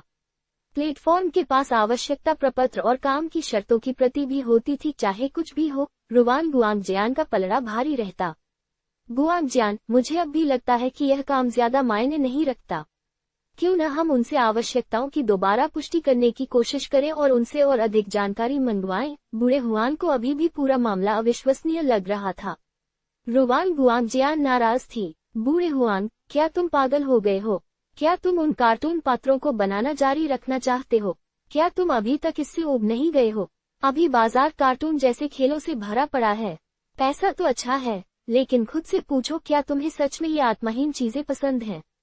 एक कलाकार के रूप में तुम्हारा स्वाभिमान कहाँ है? अभी शैली पर उदार मांगों के साथ इतना अच्छा अवसर है। देखो, हमें कितनी रचनात्मक स्वतंत्रता दी गई है। अगर हम अपनी मौलिक कलाकृतियों की इस श्रृंखला के कारण प्रसिद्ध हो जाते हैं, तो हमारा भविष्य निश्चित रूप से सुगम होगा। कौन जानता है, हम स्नातक होने के तुरंत बाद अपना खुद का स्टूडियो भी किराए पर ले सकते हैं।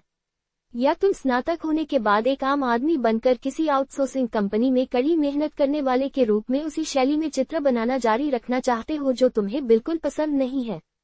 बाकी सबने एक दूसरे की ओर देखा। स्पष्ट रूप से रुवान गुआंगजियान की बातों से वे प्रभावित हुए थे। वे सभी छात्र थे, न कि कॉर्पोरेट जगत में काम करने वाले अनुभवी कलाकार।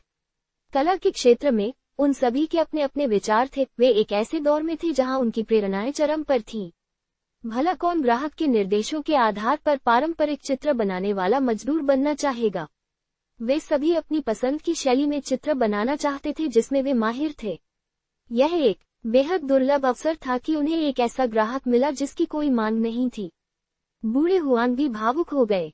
ठीक है, तो तुम ही फैसला करो गुआंगजियान, हम तुम्हारी मदद करेंगे। तुम इसे कैसे करने का इरादा रखते हो? यही तरीका है। प्रसन्न होकर रुवान गुआंगजियान ने अपने कंप्यूटर पर एक तस्वीर खोली। मैं इस शैली को अपनाना चाहता हूँ। महाकाव्य स्याही तेल चित्रकला शैली। बूढ़े हुआन का मुंह सिकुड़ गया। यह एक ऐसी शैली थी जिसे रुवान गुआंगजियान ने पहले प्रेरणा से बनाया था।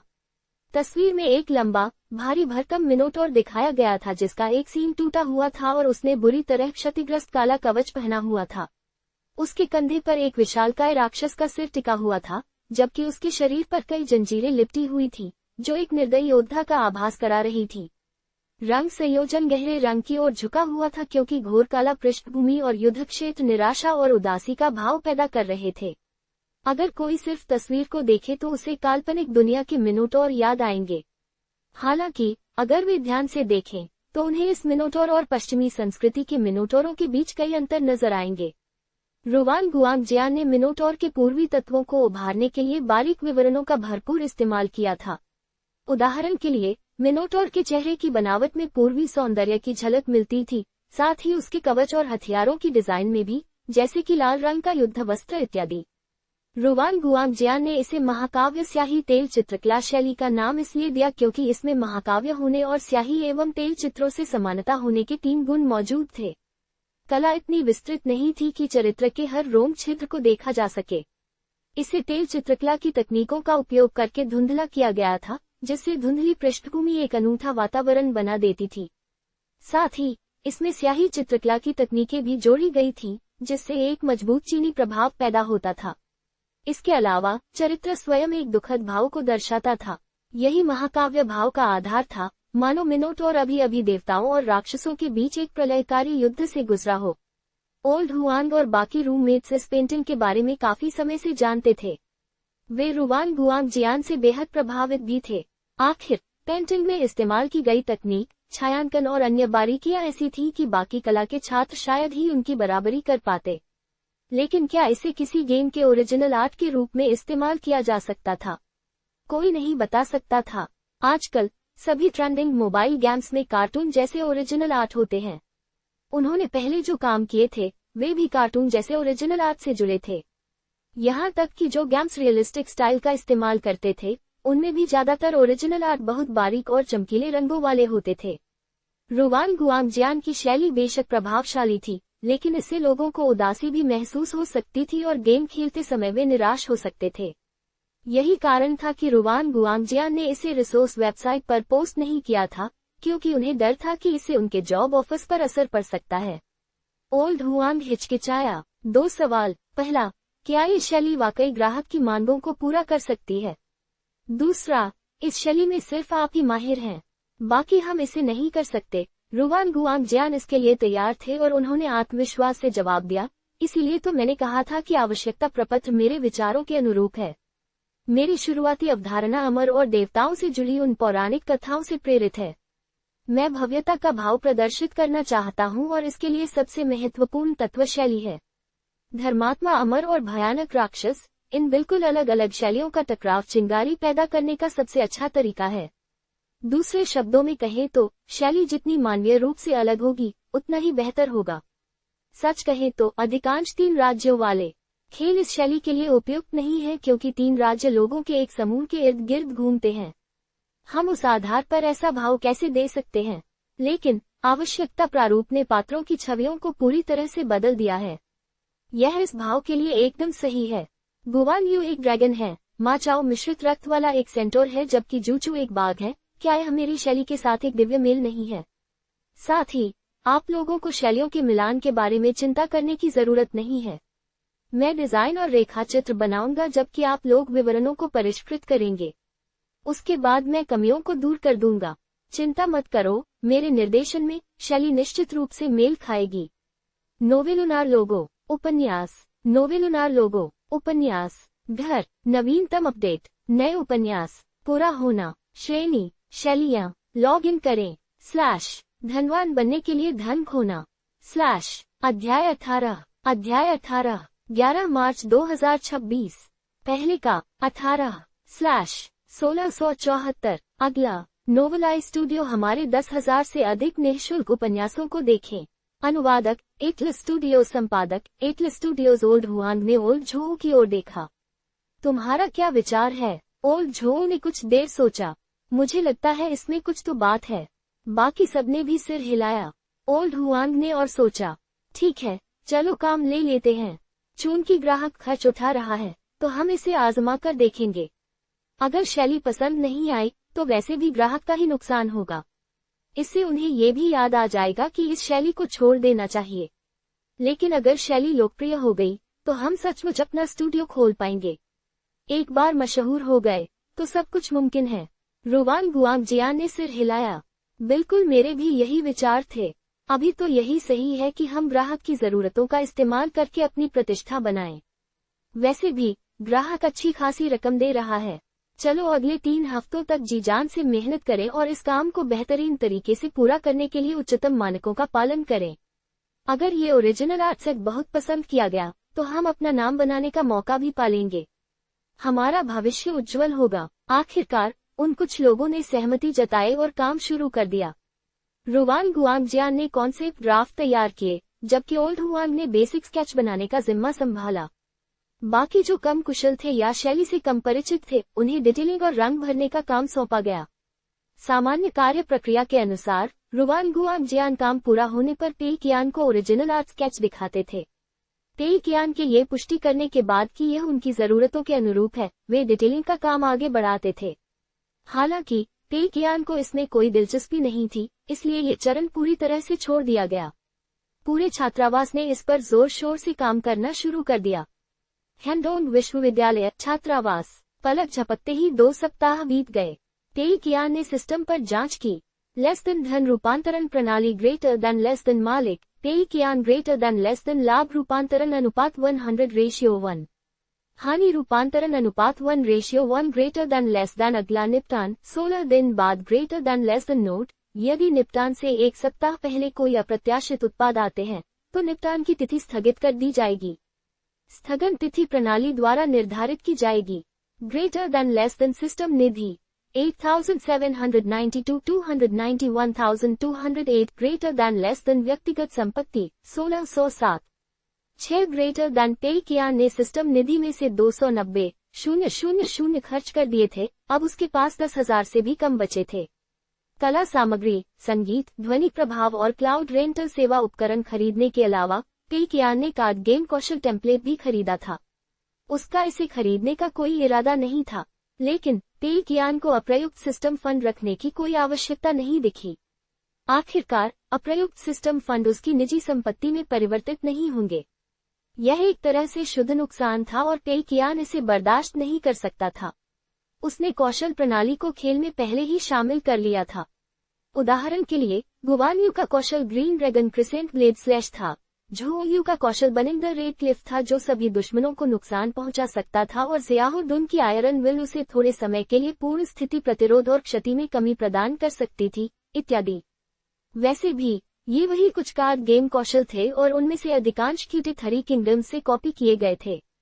कौशल की कार्यप्रणाली लगभग समान थी, इसलिए कौशल टेम्पलेट में भी यही सब था।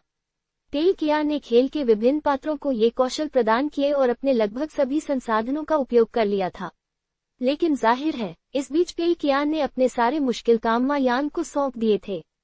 दरअसल पेई कियान को उम्मीद भी नहीं थी कि मा यांग सारे कौशल सही ढंग से आवंटित कर पाएगा। बेहतर होता अगर मूल्यों में कुछ गलतियां या बग होते, लेकिन मा यांग तो काफी कर्तव्यनिष्ठ निकला। कौशल प्रणाली आवंटित करने के बाद पेई कियान ने उसकी जांच की और आश्चर्य से उसे कोई समस्या नहीं मिली। हालांकि चूंकि यह उसके पैसे के नुकसान का मुख्य कारण नहीं था, इसलिए पेई कियान ने इस पर ज्यादा ध्यान नहीं दिया। बचे हुए 8,000 युआन में से 3,000 युआन मा यांग के वेतन के लिए थे, जो महीने के अंत में ही दिए जाने थे। पेई कियान सोच रहा था कि बचे हुए 5,000 युआन कैसे खर्च करे। उसे संसाधन वेबसाइट पर जाकर और सामान खरीदना चाहिए। सिस्टम फंड का पूरा इस्तेमाल करना है, एक पैसा भी कम नहीं। उसकी निजी संपत्ति में बढ़ोतरी का कारण ये था कि उसके परिवार ने उसे 1,000 युआन का भत्ता भेजा था। पेई कियान को इस बात पर बहुत दुख हुआ कि एक सफल व्यक्ति को अपने परिवार से गुजारा भत्ता लेना कितना शर्मनाक था। वह सचमुच सभी नायकों में सबसे बड़ा कलंक था। शुरुआत में उसका इरादा 50,000 युआन गंवाने का था, लेकिन उसने 70,000 युआन कमा लिए, जो रूपांतरण के बाद 700 युआन रह गए। ये तो उसके गुजारा भत्ता से भी कम था। कितना शर्मनाक! लेकिन अब हालात बदल गए थे। 300,000 युआन। अगर खेल में हार होती है तो वह इस पूरी रकम को अपनी निजी संपत्ति में बदल सकता था। उस समय इसे सिर्फ एक शब्द में बयान किया जा सकता था, शानदार। जब उसने सोचा कि 300,000 युआन उसके होने वाले हैं, तो पेई कियान के भीतर आनंद की लहर दौड़ गई। दरअसल अब तो वह क्लास अटेंड करने को भी तैयार था। सब कुछ तैयार था और उसे बस गेम में 8 रिसोर्सेज के जुड़ने का इंतजार था। उसके बाद उसे बस गेम के पब्लिश होने और जल्दी ही असफल होने का इंतजार करना था, और यही उसकी सफलता की कहानी होती। एक हफ्ते बाद शंघाई, एक फाइनेंस यूनिवर्सिटी का हॉस्टल। रुवान गुआंगजियान की आंखों के नीचे बड़े बड़े काले घेरे थे और उसने पेन मेज पर फेंक दिया। ठीक है, काम हो गया। वह मुड़ा और बाकियों को देखा। कुछ अपने कंप्यूटर के सहारे सो रहे थे, जबकि कुछ अपने बिस्तरों पर सो रहे थे। वह अकेला जागा हुआ था। मेजों के नीचे इंस्टेंट नूडल्स के कई कप और स्नैक्स के रैपर पड़े थे, जबकि एनर्जी ड्रिंक्स के खाली कैन मेजों पर बिखरे पड़े थे। पूरा हॉस्टल किसी भेड़िए की मान जैसा लग रहा था। उफ, तय समय पर पूरा हो गया। रुवान गुआंगजियान को अफसोस था कि इस ऐतिहासिक पल को उसके साथ साझा करने के लिए कोई यहाँ नहीं था। लेकिन कोई और चारा नहीं था। बाकी लोगों में उनके जैसी ऊर्जा नहीं थी और वे दिन रात अत्यधिक दबाव में काम करने की कठिन परिस्थितियों का सामना नहीं कर सके। शुक्र है, काम समय पर पूरा हो गया। ये पहले भी पूरा हो सकता था, लेकिन रुवान गुआंगजियान को मूल कलाकृतियों की सेट से बहुत उम्मीदें थीं। जिन क्षेत्रों से वे संतुष्ट नहीं थे, उनके कई ड्राफ्ट उन्होंने दोबारा बनाए और यही कारण था कि सभी के पूरे प्रयासों के बावजूद काम तय समय सीमा के दिन ही पूरा हुआ। मूल कलाकृतियों के सेट को सरसरी तौर पर देखते हुए रुवान गुआंगजियान को बहुत गर्व हुआ। ये कला थी, एक उत्तम कृति। प्रत्येक पात्र को उन्होंने बड़ी मेहनत से डिजाइन किया था, जिसमें उनकी अपनी विशिष्टता और जीवंत व्यक्तित्व झलक रहा था। उन्होंने ऐतिहासिक छवियों, संशोधन की आवश्यकताओं और पारंपरिक तत्वों को त्रुटिहीन रूप से संयोजित किया था। हर एक कलाकृति किसी पर भी गहरी छाप छोड़ने वाली थी। हालांकि रुवान गुआंगजियान इस बात की गारंटी नहीं दे सकते थे कि ये मूल कलाकृतियां लोकप्रिय भी होंगी। आखिरकार सुंदरता व्यक्तिपरक होती है। विश्व प्रसिद्ध कलाकृतियों के लिए भी ऐसे कई लोग होते हैं जो उन्हें उतना अच्छा नहीं मानते। गेम में इस्तेमाल होने वाली मौलिक कलाकृतियों के मामले में तो ये बात और भी ज्यादा सच थी। कई बार, चाहे वे कितनी भी बारीकी से चित्र बनाएं, उनके डिजाइन कितने भी शानदार हों, यह जरूरी नहीं था कि गेमर उन्हें खरीदने के लिए पैसे दें। इसके विपरीत, कुछ गेमर तो उन्हें नापसंद भी कर सकते थे, भले ही चित्र थोड़ा सा गहरा रंग का ही क्यों न हो। इतने सारे घटिया गेमों में विशाल, चमकदार सुनहरे पंख क्यों होते थे? क्या इसका कारण ये था कि उनके मुख्य कला डिजाइनर को ये पसंद था? जरूरी नहीं, व्हेल मछलियों को विशाल, चमकदार सुनहरे पंख बहुत पसंद होते थे और वे इसके लिए दिल खोलकर खर्च करती थीं। इसलिए अगर कोई और कंपनी होती, तो शायद वे इन मूल कलाकृतियों से नाखुश होते। लेकिन तेंगा नेटवर्क टेक्नोलॉजी कंपनी लिमिटेड के बॉस पेई ने पहले ही साफ कर दिया था कि रुवान गुआंगजियान अपनी मर्जी से रचना कर सकते हैं और इसे स्वतंत्र रूप से डिजाइन कर सकते हैं। तो इन चित्रों से कोई समस्या नहीं होनी चाहिए, है ना? खुद को संभालते हुए रुवान गुआंगजियान ने ESRO की संसाधन वेबसाइट पर लॉग इन किया और पेई कियान को मूल कलाकृतियां भेजी। कुल 50 सेट, जिनमें 200 मूल कलाकृतियां हैं।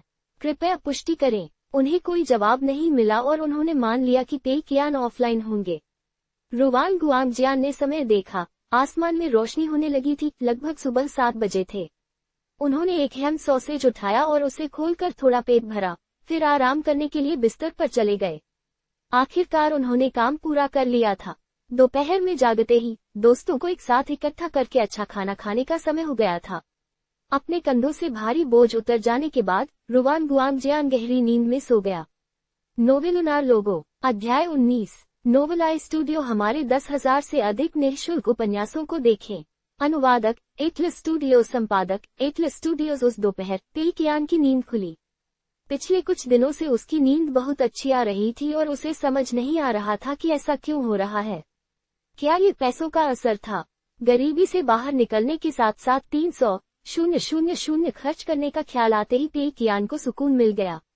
उसने अपना लैपटॉप चालू किया, रिसोर्स साइट पर लॉग इन किया और उसे एक नोटिफिकेशन मिला। ये रुवान गुआंगजियान की ओरिजिनल आर्ट्स थी। डाउनलोड स्पीड धीमी तो नहीं थी, लेकिन ओरिजिनल आर्ट्स की क्वालिटी बहुत अच्छी थी, इसलिए डाउनलोड होने में थोड़ा समय लगा। सच में उसने समय पर काम पूरा कर लिया। कितना कुशल है।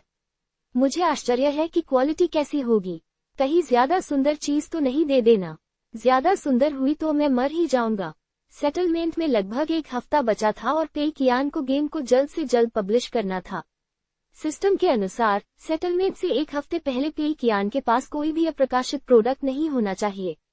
दूसरे शब्दों में कहें तो सिस्टम पेई कियान को उत्पादों के प्रकाशन के 1 सप्ताह बाद ही लाभ हानि की गणना करने के लिए उचित व्यावसायिक प्रक्रिया में शामिल होने की अनुमति देता था। यदि कोई अघोषित उत्पाद होते तो सिस्टम निपटान की तिथि को स्थगित कर देता, और यह बात पेई कियान को स्वीकार्य नहीं थी। उसने रुवान गुआंगजियान द्वारा भेजे गए मूल चित्र खोले। पहला चित्र देखते ही वह दंग रह गया। यह क्या बकवास है? यह इतना विस्तृत कैसे है? क्या यह मूल चित्र सचमुच केवल 700 युआन का है? पेई कियान को लगा कि वह भ्रम में है। हालांकि उसे मूल चित्रों का बहुत ज्ञान नहीं था, फिर भी अच्छे और बुरे चित्र में अंतर करना आसान था। सबसे स्पष्ट तरीका था उसके विवरण को देखना। आखिरकार मूल चित्रों में प्रत्येक विवरण को एक कलाकार द्वारा बड़ी मेहनत से बनाया जाता है। जितने अधिक विवरण होते हैं, कलाकार ने उसे बनाने में उतनी ही अधिक मेहनत की होती है। आमतौर पर पोस्ट स्तर की मूल कलाकृतियों के लिए, जिनकी कीमत हजारों में आसानी से जा सकती है, कलाकारों को उन्हें बनाने में पूरा 1 सप्ताह लग जाता है और उनमें बारीकियां बेहद बारीकी से गढ़ी जाती हैं। वहीं कुछ 100 युआन की कीमत वाली मूल कलाकृतियां आमतौर पर सीमित समय सीमा में बैचों में बनाई जाती हैं। कलाकार अगर उन्हें और भी बारीकियां गढ़ना चाहें तो उनके पास समय नहीं होता। लेकिन ये मूल कलाकृतियां पेई कियान की कल्पना से कहीं अधिक बारीकियां गढ़ी गई थी। इतना ही नहीं, इनकी शैली भी एकदम नई थी। यह मूल कलाकृति ड्रैगन वंश के मार्शल संत गुवान यू की थी। पहले मायान के अनुरोध पत्र में केवल एक ड्रैगन की आकृति मांगी गई थी, जिसमें अन्य विवरणों का कोई उल्लेख नहीं था। हालांकि इस मूल कलाकृति में अनेक विवरण मौजूद थे। पृष्ठभूमि में स्याही से बनी एक पहाड़ी थी जो बादलों से घिरी हुई थी और हरियाली से भरी हुई थी, जिससे चीनी चित्रों की याद आती थी जिनमें खाली स्थान मुख्य विषय होता है। चित्र का केंद्र बिंदु गुवान यू था, जो अर्धचंद्राकार तलवार धारण किए हुए था। यह एक अत्यंत संशोधित छवि थी जिसमें उसे पारंपरिक चीनी ड्रैगन के रूप में दर्शाया गया था। उसका चेहरा, भुजाएं और शरीर के खुले हिस्से हरे रंग के थे और सिर पर सींग थे, जो स्पष्ट रूप से एक ड्रैगन की छवि को दर्शाते थे। हालांकि उसके वस्त्रों से भी यह स्पष्ट था कि यह गुवान यू ही है। उसने हरे रंग के वस्त्र पहने थे और बाईं ओर का कंधा सुनहरे रंग का था जिस पर लाल रंग की सजावट थी। ये सभी तत्व गुवान यू के पारंपरिक चित्रों में आमतौर पर देखे जाते थे और मूल कलाकृति में सहजता से समाहित थे। मूल कलाकृति को एक नज़र देखने पर ही कोई बता सकता था कि इसमें गुवान यू की विशेषताएं हैं, फिर भी उसकी छवि को पूरी तरह से संशोधित किया गया था। सबसे महत्वपूर्ण बात यह थी कि इसकी कलात्मक शैली बाजार में मौजूद अधिकांश मूल कलाकृतियों से बिल्कुल अलग थी। स्याही और तेल चित्रकला की शैली का मिश्रण इसे बेहद आकर्षक बनाता था। पेई कियान ने फिर अन्य मूल कलाकृतियों को देखा, गुणवत्ता हो या शैली, वे सभी इससे बेहद मिलती जुलती थी। लेकिन जाहिर है, उनकी सामान्य छवियां अभी भी मायान की आवश्यकताओं पर आधारित थीं और गुवान यू की तरह जानवरों जैसी नहीं थीं। उनमें जानवर, विचित्र प्राणी और यहाँ तक कि ऐसे पात्र भी थे जिनकी मानव आकृति को पूरी तरह से बदल दिया गया था, जैसे कि ड्रैगन स्लेयर लोलिता लुमेंग। मायान की आवश्यकताओं को आधार बनाकर रुवान गुआंगजियान ने पात्रों के विवरण में बदलाव किया और शैली और छवि को और निखारा। अंत में मूल कलाकृति की शैली में एक रूपता सुनिश्चित करने के लिए उन्होंने प्रत्येक पात्र की विशिष्टता को अधिकतम सीमा तक उभारा। पेई कियान पूरी तरह से चकित रह गया। उसने ऐसी 4 मूल कलाकृतियां खरीदने के लिए 3000 युआन खर्च कर दिए। क्या ये कोई मजाक था? कलाकार को तो पक्का नुकसान हो रहा था। क्या ये सच में रुवान गुआंगजियान ने बनाया था? लेकिन अगर आपके पास इतनी शानदार कलाकृति थी, तो आपने अपनी वेबसाइट के पोर्टफोलियो पर सिर्फ कार्टून जैसी तस्वीरें ही क्यों डाली? पेई कियान की आंखों में आंसू आ गए थे। भले ही उसे फायदा होने वाला था, फिर भी उसे जरा भी खुशी नहीं हो रही थी। उसने तो पहले ऐसे कलाकार को ढूंढा था जो एक कलाकृति की कीमत लगभग 700 रुपये रखता हो, ताकि उसे कुछ घटिया किस्म की असली कलाकृतियां मिल सकें। उसने तो ऐसे कलाकार को भी ढूंढा था जो सिर्फ कार्टून कैरेक्टर ही बना पाता हो। लेकिन आखिर वो भविष्य के इस प्रतिभाशाली कलाकार से कैसे टकरा गया? शायद दूसरों को पता न हो, लेकिन पेई कियान को ये बात अच्छी तरह से पता थी। कला की यह शैली वाकई अद्भुत थी। दरअसल उसके पिछले जीवन में यांची नाम का एक कॉन्सेप्ट आर्ट डिजाइनर था, जिसे ये शैली बहुत पसंद थी और उसके बहुत सारे प्रशंसक थे। पता नहीं यांची कौन है? गेम असुरा ऑनलाइन एक सुना है ना? यांची मुख्य आर्ट डिजाइनर था। जी हाँ, रुवान गुआंगजियान ने पेई कियान को जो ओरिजिनल आर्ट्स दिए थे, वे असुरा ऑनलाइन की शैली से काफी मिलते जुलते थे। लेकिन जाहिर है, ये थोड़े कम विस्तृत थे क्योंकि रुवान गुआंगजियान ने इस काम को जल्दी पूरा करने की कोशिश की थी। फिर भी शैली और उसका एहसास बिल्कुल मिलता जुलता था। अगर पेई कियान को पता होता कि रुवान गुआंगजियान इतनी उच्च गुणवत्ता का काम कर सकता है, तो वो कभी भी उससे अपने लिए कला बनवाने के लिए संपर्क नहीं करता। लेकिन अब वो क्या कर सकता था? पैसा पहले ही दे दिया, काम पहले ही मिल चुका, रिफंड मांगना और अनुबंध तोड़ना नामुमकिन। इसके अलावा पेई कियान का गेम 2 दिनों में प्रकाशित होना था, वरना सिस्टम भुगतान की तारीख आगे बढ़ा देता। अगर वह इसे खींचता रहा तो और भी बदलाव हो सकते थे। पेई कियान 300,000 के लालच का विरोध नहीं कर सका और हर एक दिन उसके लिए यातना जैसा होता। शांत हो जाओ, शांत हो जाओ, हालात इतने बुरे नहीं हैं। सकारात्मक सोचो। पहली बात तो यह है कि असुरा ऑनलाइन कोई बहुत सफल प्रोजेक्ट नहीं है। इसके अलावा कोई भी निश्चित नहीं हो सकता कि यह इस दुनिया के गेमर्स की पसंद के अनुरूप है या नहीं। भले ही इन ओरिजिनल आर्ट्स की शैली में नए डिजाइन हो, इसका मतलब यह नहीं है कि गेमर्स को ये पसंद आएगा। अभी कार्टून जैसे डिजाइन का चलन है, ये ओरिजिनल आर्ट्स उल्टा असर डाल सकते हैं। हाँ, सही कहा, यही बात है। शांत होने के बाद पेई कियान को लगा कि हालात उतने बुरे नहीं थे जितना उसने सोचा था। मूल कलाकृतियां विस्तृत और डिजाइन इतने नए हो सकते हैं कि पहली नजर में ही मन मोह ले, लेकिन क्या बाजार की असली जरूरत यही थी? जरूरी नहीं। पेई कियान ने कई बेहतरीन गेमों की असफलता देखी थी। ये स्पष्ट था कि बाजार के रुझान तय करने में तर्क हमेशा कारगर नहीं होता। और इस समय मोबाइल गेमों में सबसे लोकप्रिय चलन क्या है? कार्टून। क्यूब 3 किंगडम्स इसी वजह से लोकप्रिय हुआ और यह गेमर्स के सौंदर्य आदर्शों का एक सामान्य प्रतिनिधित्व। रुवान गुआंगजियान की रचना जैसी मौलिक कलाकृतियां, जिनमें भव्यता, कुछ हद तक अंधकार और स्याही एवं तेल चित्रकला के तत्वों का मिश्रण था, जरूरी नहीं कि गेमर्स को पसंद आए। इसके अलावा पेई कियान की सारी उम्मीदें मौलिक कलाकृतियों पर टिकी नहीं थीं। उनका गेम एक टेम्पलेट पर आधारित था, जिसका गेमप्ले भी एक ही प्रकार का था। कला और संगीत संसाधनों के अलावा उन्होंने इसे बनाने में ज्यादा मेहनत नहीं की थी और न ही इसमें कोई खास विशेषताएं थीं। साथ ही उनका इरादा इसके प्रचार प्रसार के लिए पैसे खर्च करने का भी नहीं था। वे बस इसे प्लेटफॉर्म पर प्रकाशित होने देना चाहते थे और इसे अपने हाल पर छोड़ देना चाहते थे। अगर एक हफ्ता भी बिना कमाई के बीत जाता, तो यह उनके लिए एक तरह का नुकसान होता। इसलिए काफी सोच विचार के बाद उन्होंने केवल उन्हीं मौलिक कलाकृतियों का इस्तेमाल करने का फैसला किया। पेई कियान ने गेम एडिटर खोला और मौलिक कलाकृतियों को कार्ड के रूप में गेम में शामिल कर दिया। फिर उन्होंने मायान से बग्स की जांच करवाई। मूल कलाकृतियों को देखने के बाद मायान ने काफी देर बाद कहा, अद्भुत। वो सचमुच दंग रह गया था। उसने सोचा भी नहीं था कि जिन चित्रों को डिजाइन करने में उसने इतनी मेहनत की थी, उन्हें इतनी खूबसूरती से बनाया जाएगा। पेई कियान ने बेपरवाही से जवाब दिया, असल बात तो यह है कि तुमने आवश्यकता प्रपत्र को अच्छे से भरा, जिससे कलाकारों को प्रेरणा मिली। मायान की आंखों में चमक आ गई। सच में, ये तो कमाल है। ये सोचकर खुशी होती है कि मैं इस क्षेत्र में इतना प्रतिभाशाली हूँ। पेई कियान की एक साधारण सी तारीफ ही मायान को इतना खुश करने के लिए काफी थी कि वह अपना उपनाम ही भूल गया। इस पर पेई कियान बेहद प्रसन्न हुई। अगर मायान इसी तरह काम करता रहा, तो वह भविष्य के प्रोजेक्ट्स में बहुत मददगार साबित होगा। अनुवादक एटलस स्टूडियोज, संपादक एटलस स्टूडियोज। कियान, काम हो गया। मैंने इसे 2 बार चेक किया और कोई बग नहीं मिला। क्या अब हम इसे प्रकाशित कर सकते हैं? मायान पेई कियान से कहीं ज्यादा उत्साहित था। आखिरकार यह उसका पहला गेम था जिस पर उसने काम किया था। हालांकि उसने बस एक आवश्यकता फॉर्म भरा था। तथाकथित बग चेक में लगभग 4 घंटे लगे, लेकिन पेई कियान और समय बर्बाद नहीं करना चाहता था। मुख्य कारण ये था कि गेम एक टेम्पलेट से आया था और टेम्पलेट पहले ही कई बार चेक हो चुका था और लगभग बग मुक्त संस्करण था। पेई कियान ने टेक्स्ट विवरण बदलते हुए बस कुछ कौशल सेटिंग्स में बदलाव किया था। इसके अलावा उसने अन्य चीजों को नहीं छुआ था और स्वाभाविक रूप से कोई गंभीर बग नहीं होगा। लेकिन निश्चित रूप से अगर अभी कोई बग होता भी, तो पेई कियान उसे खुद ठीक नहीं कर पाता और उसे किसी को काम पर रखने के लिए ऑनलाइन सर्च करना पड़ता।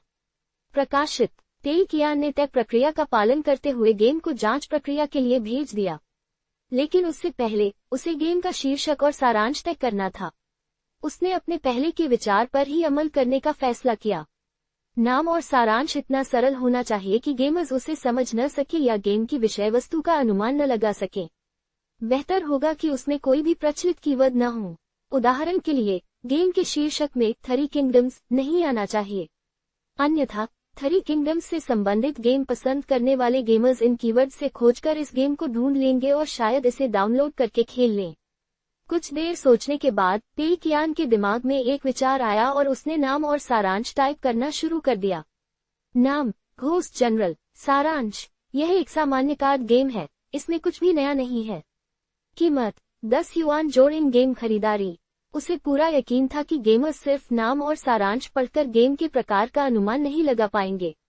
साथ ही 10 युआन की शुरुआती कीमत उन ज्यादातर गेमर्स को रोक देगी जो गलती से इस गेम तक पहुंच सकते हैं। द लोनली डेजर्ट रोड की तुलना में इस बार गेम का आकार बड़ा था। आखिर यह एक मोबाइल गेम था जिसमें ज्यादा कंटेंट भी था, इसलिए जांच प्रक्रिया में थोड़ा ज्यादा समय लगना चाहिए और यह संभवतः अगले दिन से पहले पूरी नहीं हो पाएगी। सब कुछ तय हो जाने के बाद पेई कियान की पिछले दिन की सारी चिंताएं पूरी तरह से गायब हो गईं। भले ही गेम के ओरिजिनल आर्ट्स की क्वालिटी अच्छी हो तो क्या हुआ, अगर गेमर्स को गेम के बारे में पता ही नहीं है तो वे ओरिजिनल आर्ट्स कैसे देखेंगे। खुद पर गर्व करते हुए पेकियान ने खुशी से दरवाजा बंद कर दिया। उसे एक हफ्ते बाद होने वाले समझौते की पूरी उम्मीद थी। वह पहले से ही अपने उज्जवल भविष्य की कल्पना कर सकता था, जिसमें वह 300,000 मिलने के बाद अय्याशी करते हुए दिन गुजारेगा। उसी दोपहर रुवान गुआंगजियान भूख से जाग गया। बाकी लोग भी जाग चुके थे। बूढ़ा हुआन घर का सामान समेट रहा था और उसने सारे इंस्टेंट नूडल के कप और तरह तरह का कूड़ा एक बड़े कचरे के थैले में भरकर फेंकने की तैयारी कर ली थी। गुआंगजियान, तुम जाग गए, कैसा रहा, काम जमा कर दिया, क्या ग्राहक ने कोई बदलाव करने को कहा? बूढ़े हुआंग ने सामान समेटते हुए पूछा। रुवान गुआंगजियान बिस्तर से उछल पड़ा। नहीं, बॉस पेई ने कहा कि वह बहुत खुश है और किसी बदलाव की जरूरत नहीं है। बहुत खुश? बूढ़े हुआंग हैरान थे। ये कैसा ग्राहक है, उसने एक भी बदलाव करने को नहीं कहा। रुवान गुआंगजियान ने सिर हिलाया। हाँ, सही कहा। हालांकि ये सच है कि हमारी मूल कलाकृति की गुणवत्ता में सुधार की कोई खास जरूरत नहीं है, फिर भी ये घटिया ग्राहक अक्सर, अरे क्या कुछ कप नूडल्स बचे हैं? नहीं, सब खत्म हो गए। चलो आज रात बाहर खाना खाकर जश्न मनाते हैं, ओल्ड हुआंग ने सुझाव दिया। रुवान गुआंगजियान ने सहमति में सिर हिलाया। जरूर, मैंने भी यही सोचा था। पैसे बांटने से पहले हम बाहर जाकर अच्छा खाना खाएंगे। पिछले कुछ दिनों से हम सब पर बहुत दबाव रहा है। अरे बाप रे, सबसे बुरा तो तुम्हारा ही हाल हुआ है, ओल्ड हुआंग ने एक बड़ा कचरे का थैला खींचते हुए कहा। रुवान गुआंगजियान को उम्मीद नहीं थी कि पेकियान बिना किसी शिकायत के मूल कलाकृति को स्वीकार कर लेगा। आमतौर पर भले ही ग्राहक परियोजना से बेहद खुश होते, फिर भी वे कुछ छोटी मोटी कमियां निकालते थे। ग्राहक की गलती बताने के बजाय वे असल में काम करने के तरीके में गड़बड़ी बताते थे। ज्यादातर मामलों में ग्राहक कोई एक व्यक्ति नहीं बल्कि कोई इकाई या कंपनी होती थी। फ्रीलांसरों के संपर्क में आने वाला व्यक्ति क्लाइंट का एकमात्र कर्मचारी होता था। यदि फ्रीलांसर कोई प्रोजेक्ट सौंपते और क्लाइंट का प्रभारी उसे बिना किसी आपत्ति के स्वीकार कर लेता, तो उसे अपने वरिष्ठों को इसका हिसाब देना मुश्किल हो जाता। कर्मचारी द्वारा अंतिम उत्पाद में एक भी गलती न मिलने से वह बेकार साबित हो सकता था, मानो उसने अपना काम ठीक से नहीं किया हो। यही कारण था कि क्लाइंट हमेशा छोटी छोटी कमियों को उजागर करके यह जताने की कोशिश करते थे कि वे कुछ कर रहे हैं। दरअसल कुछ निराशाजनक स्थितियां भी सामने आ जाती थीं, जैसे कि चलिए पहले ड्राफ्ट का ही इस्तेमाल कर लेते हैं। रुवान गुआंगजियान इस बात से भी बहुत खुश थे कि इस बार उन्हें इतना अच्छा ग्राहक मिला। उन्होंने भुगतान में कोई संकोच नहीं किया और न सिर्फ मोल भाव किया, बल्कि वेतन भी बढ़ा दिया। आवश्यकता का फॉर्म भी सरल था, वे डिजाइन के साथ जो चाहे कर सकते थे। संतोषजनक रूप से स्वीकार किए गए डिजाइनों में किसी संशोधन की आवश्यकता नहीं थी। इससे रुवान गुआंगजियान को थोड़ी शर्मिंदगी महसूस हुई। हालांकि जब उन्होंने उन उच्च गुणवत्ता वाली मूल कलाकृतियों को उपलब्ध कराने में किए गए अपने प्रयासों के बारे में सोचा, तो रुवान गुआंगजियान को कोई समस्या नजर नहीं आई। वे बस इतना ही कह सकते थे कि सीधे सादे लोगों के साथ काम करना एक सुखद अनुभव था। पूरे 3 हफ्तों तक जी तोड़ मेहनत करने के बाद अब जब पैसे भी मिल गए थे, तो उनके रूममेट्स के लिए अच्छा खाना खाने का समय था। रुवान गुआंगजियान उनमें से कुछ को स्कूल के पास एक छोटे से रेस्तरां में ले गए और एक स्वीट बुक किया, साथ ही पास के एक सुपरमार्केट से बियर के 2 कार्टन भी खरीदे। वे पेट भरकर खाना खाने और नशे में चूर होने तक मौज मस्ती करने का इरादा रखते थे। ठीक है गुआंगजियान, बताओ हम अपनी मौलिक कलाओं से किस तरह का गेम बना रहे हैं? गेम कब प्रकाशित होगा? खाना खाते हुए बूढ़े हुआन को अचानक एक बेहद जरूरी सवाल याद आया। ये स्वाभाविक ही था कि वे जिस गेम पर काम कर रहे थे, उसे जल्द से जल्द प्रकाशित होते देखना चाहते थे। अगर वह लोकप्रिय हो गया तो और भी अच्छा होगा। मुझे भी नहीं पता कि यह कब प्रकाशित होगा, मैंने पूछा नहीं। हालांकि मुझे लगता है कि ये सभी गेम कई दौर के परीक्षण के बाद ही प्रकाशित होते हैं, है ना? मुझे नहीं लगता कि यह जल्द ही प्रकाशित होगा। ठीक है, मैं पता लगा सकता हूँ। रुवान गुआंगजियान का ESRO की संसाधन वेबसाइट पर एक खाता था। वह पेकियान के खाते में उसकी कंपनी का पता लगाकर उनके द्वारा पहले प्रकाशित किए गए गेम देख सकता था। अरे बाप रे, द लोनली डेजर्ट रोड इसी कंपनी ने बनाया था। रुवान गुआंगजियान दंग रह गया। उस अजीबोगरीब खेल के बारे में उसने बहुत पहले सुना था। हालांकि उसने खुद इसे नहीं खेला था, लेकिन इसके बारे में उसने बहुत कुछ सुना था। फिर उसने दूसरे खेल की तरफ देखा। इसका नाम घोस्ट जनरल है, एक मोबाइल कार्ड गेम जिसकी जांच चल रही है। शायद इसी खेल के लिए हमारी मूल कलाकृति का इस्तेमाल किया जाएगा। क्या इसका मतलब यह नहीं है कि हम इसे जल्द ही खेल पाएंगे? रुको, क्या ये कुछ ज्यादा ही जल्दी नहीं हो रहा?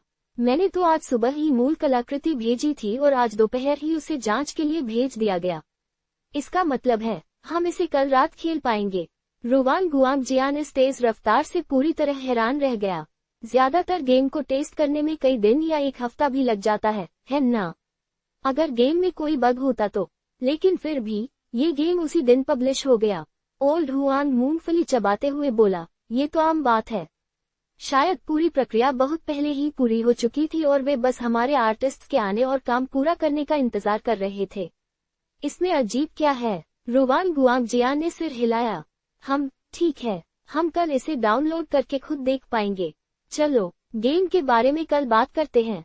पहले एक ड्रिंक। ओल्ड हुआंग ने अपना गिलास उठाया और दोनों ने खुशी से गिलास टकराए, मानो पूरी तरह नशे में धुत हो रहे हों।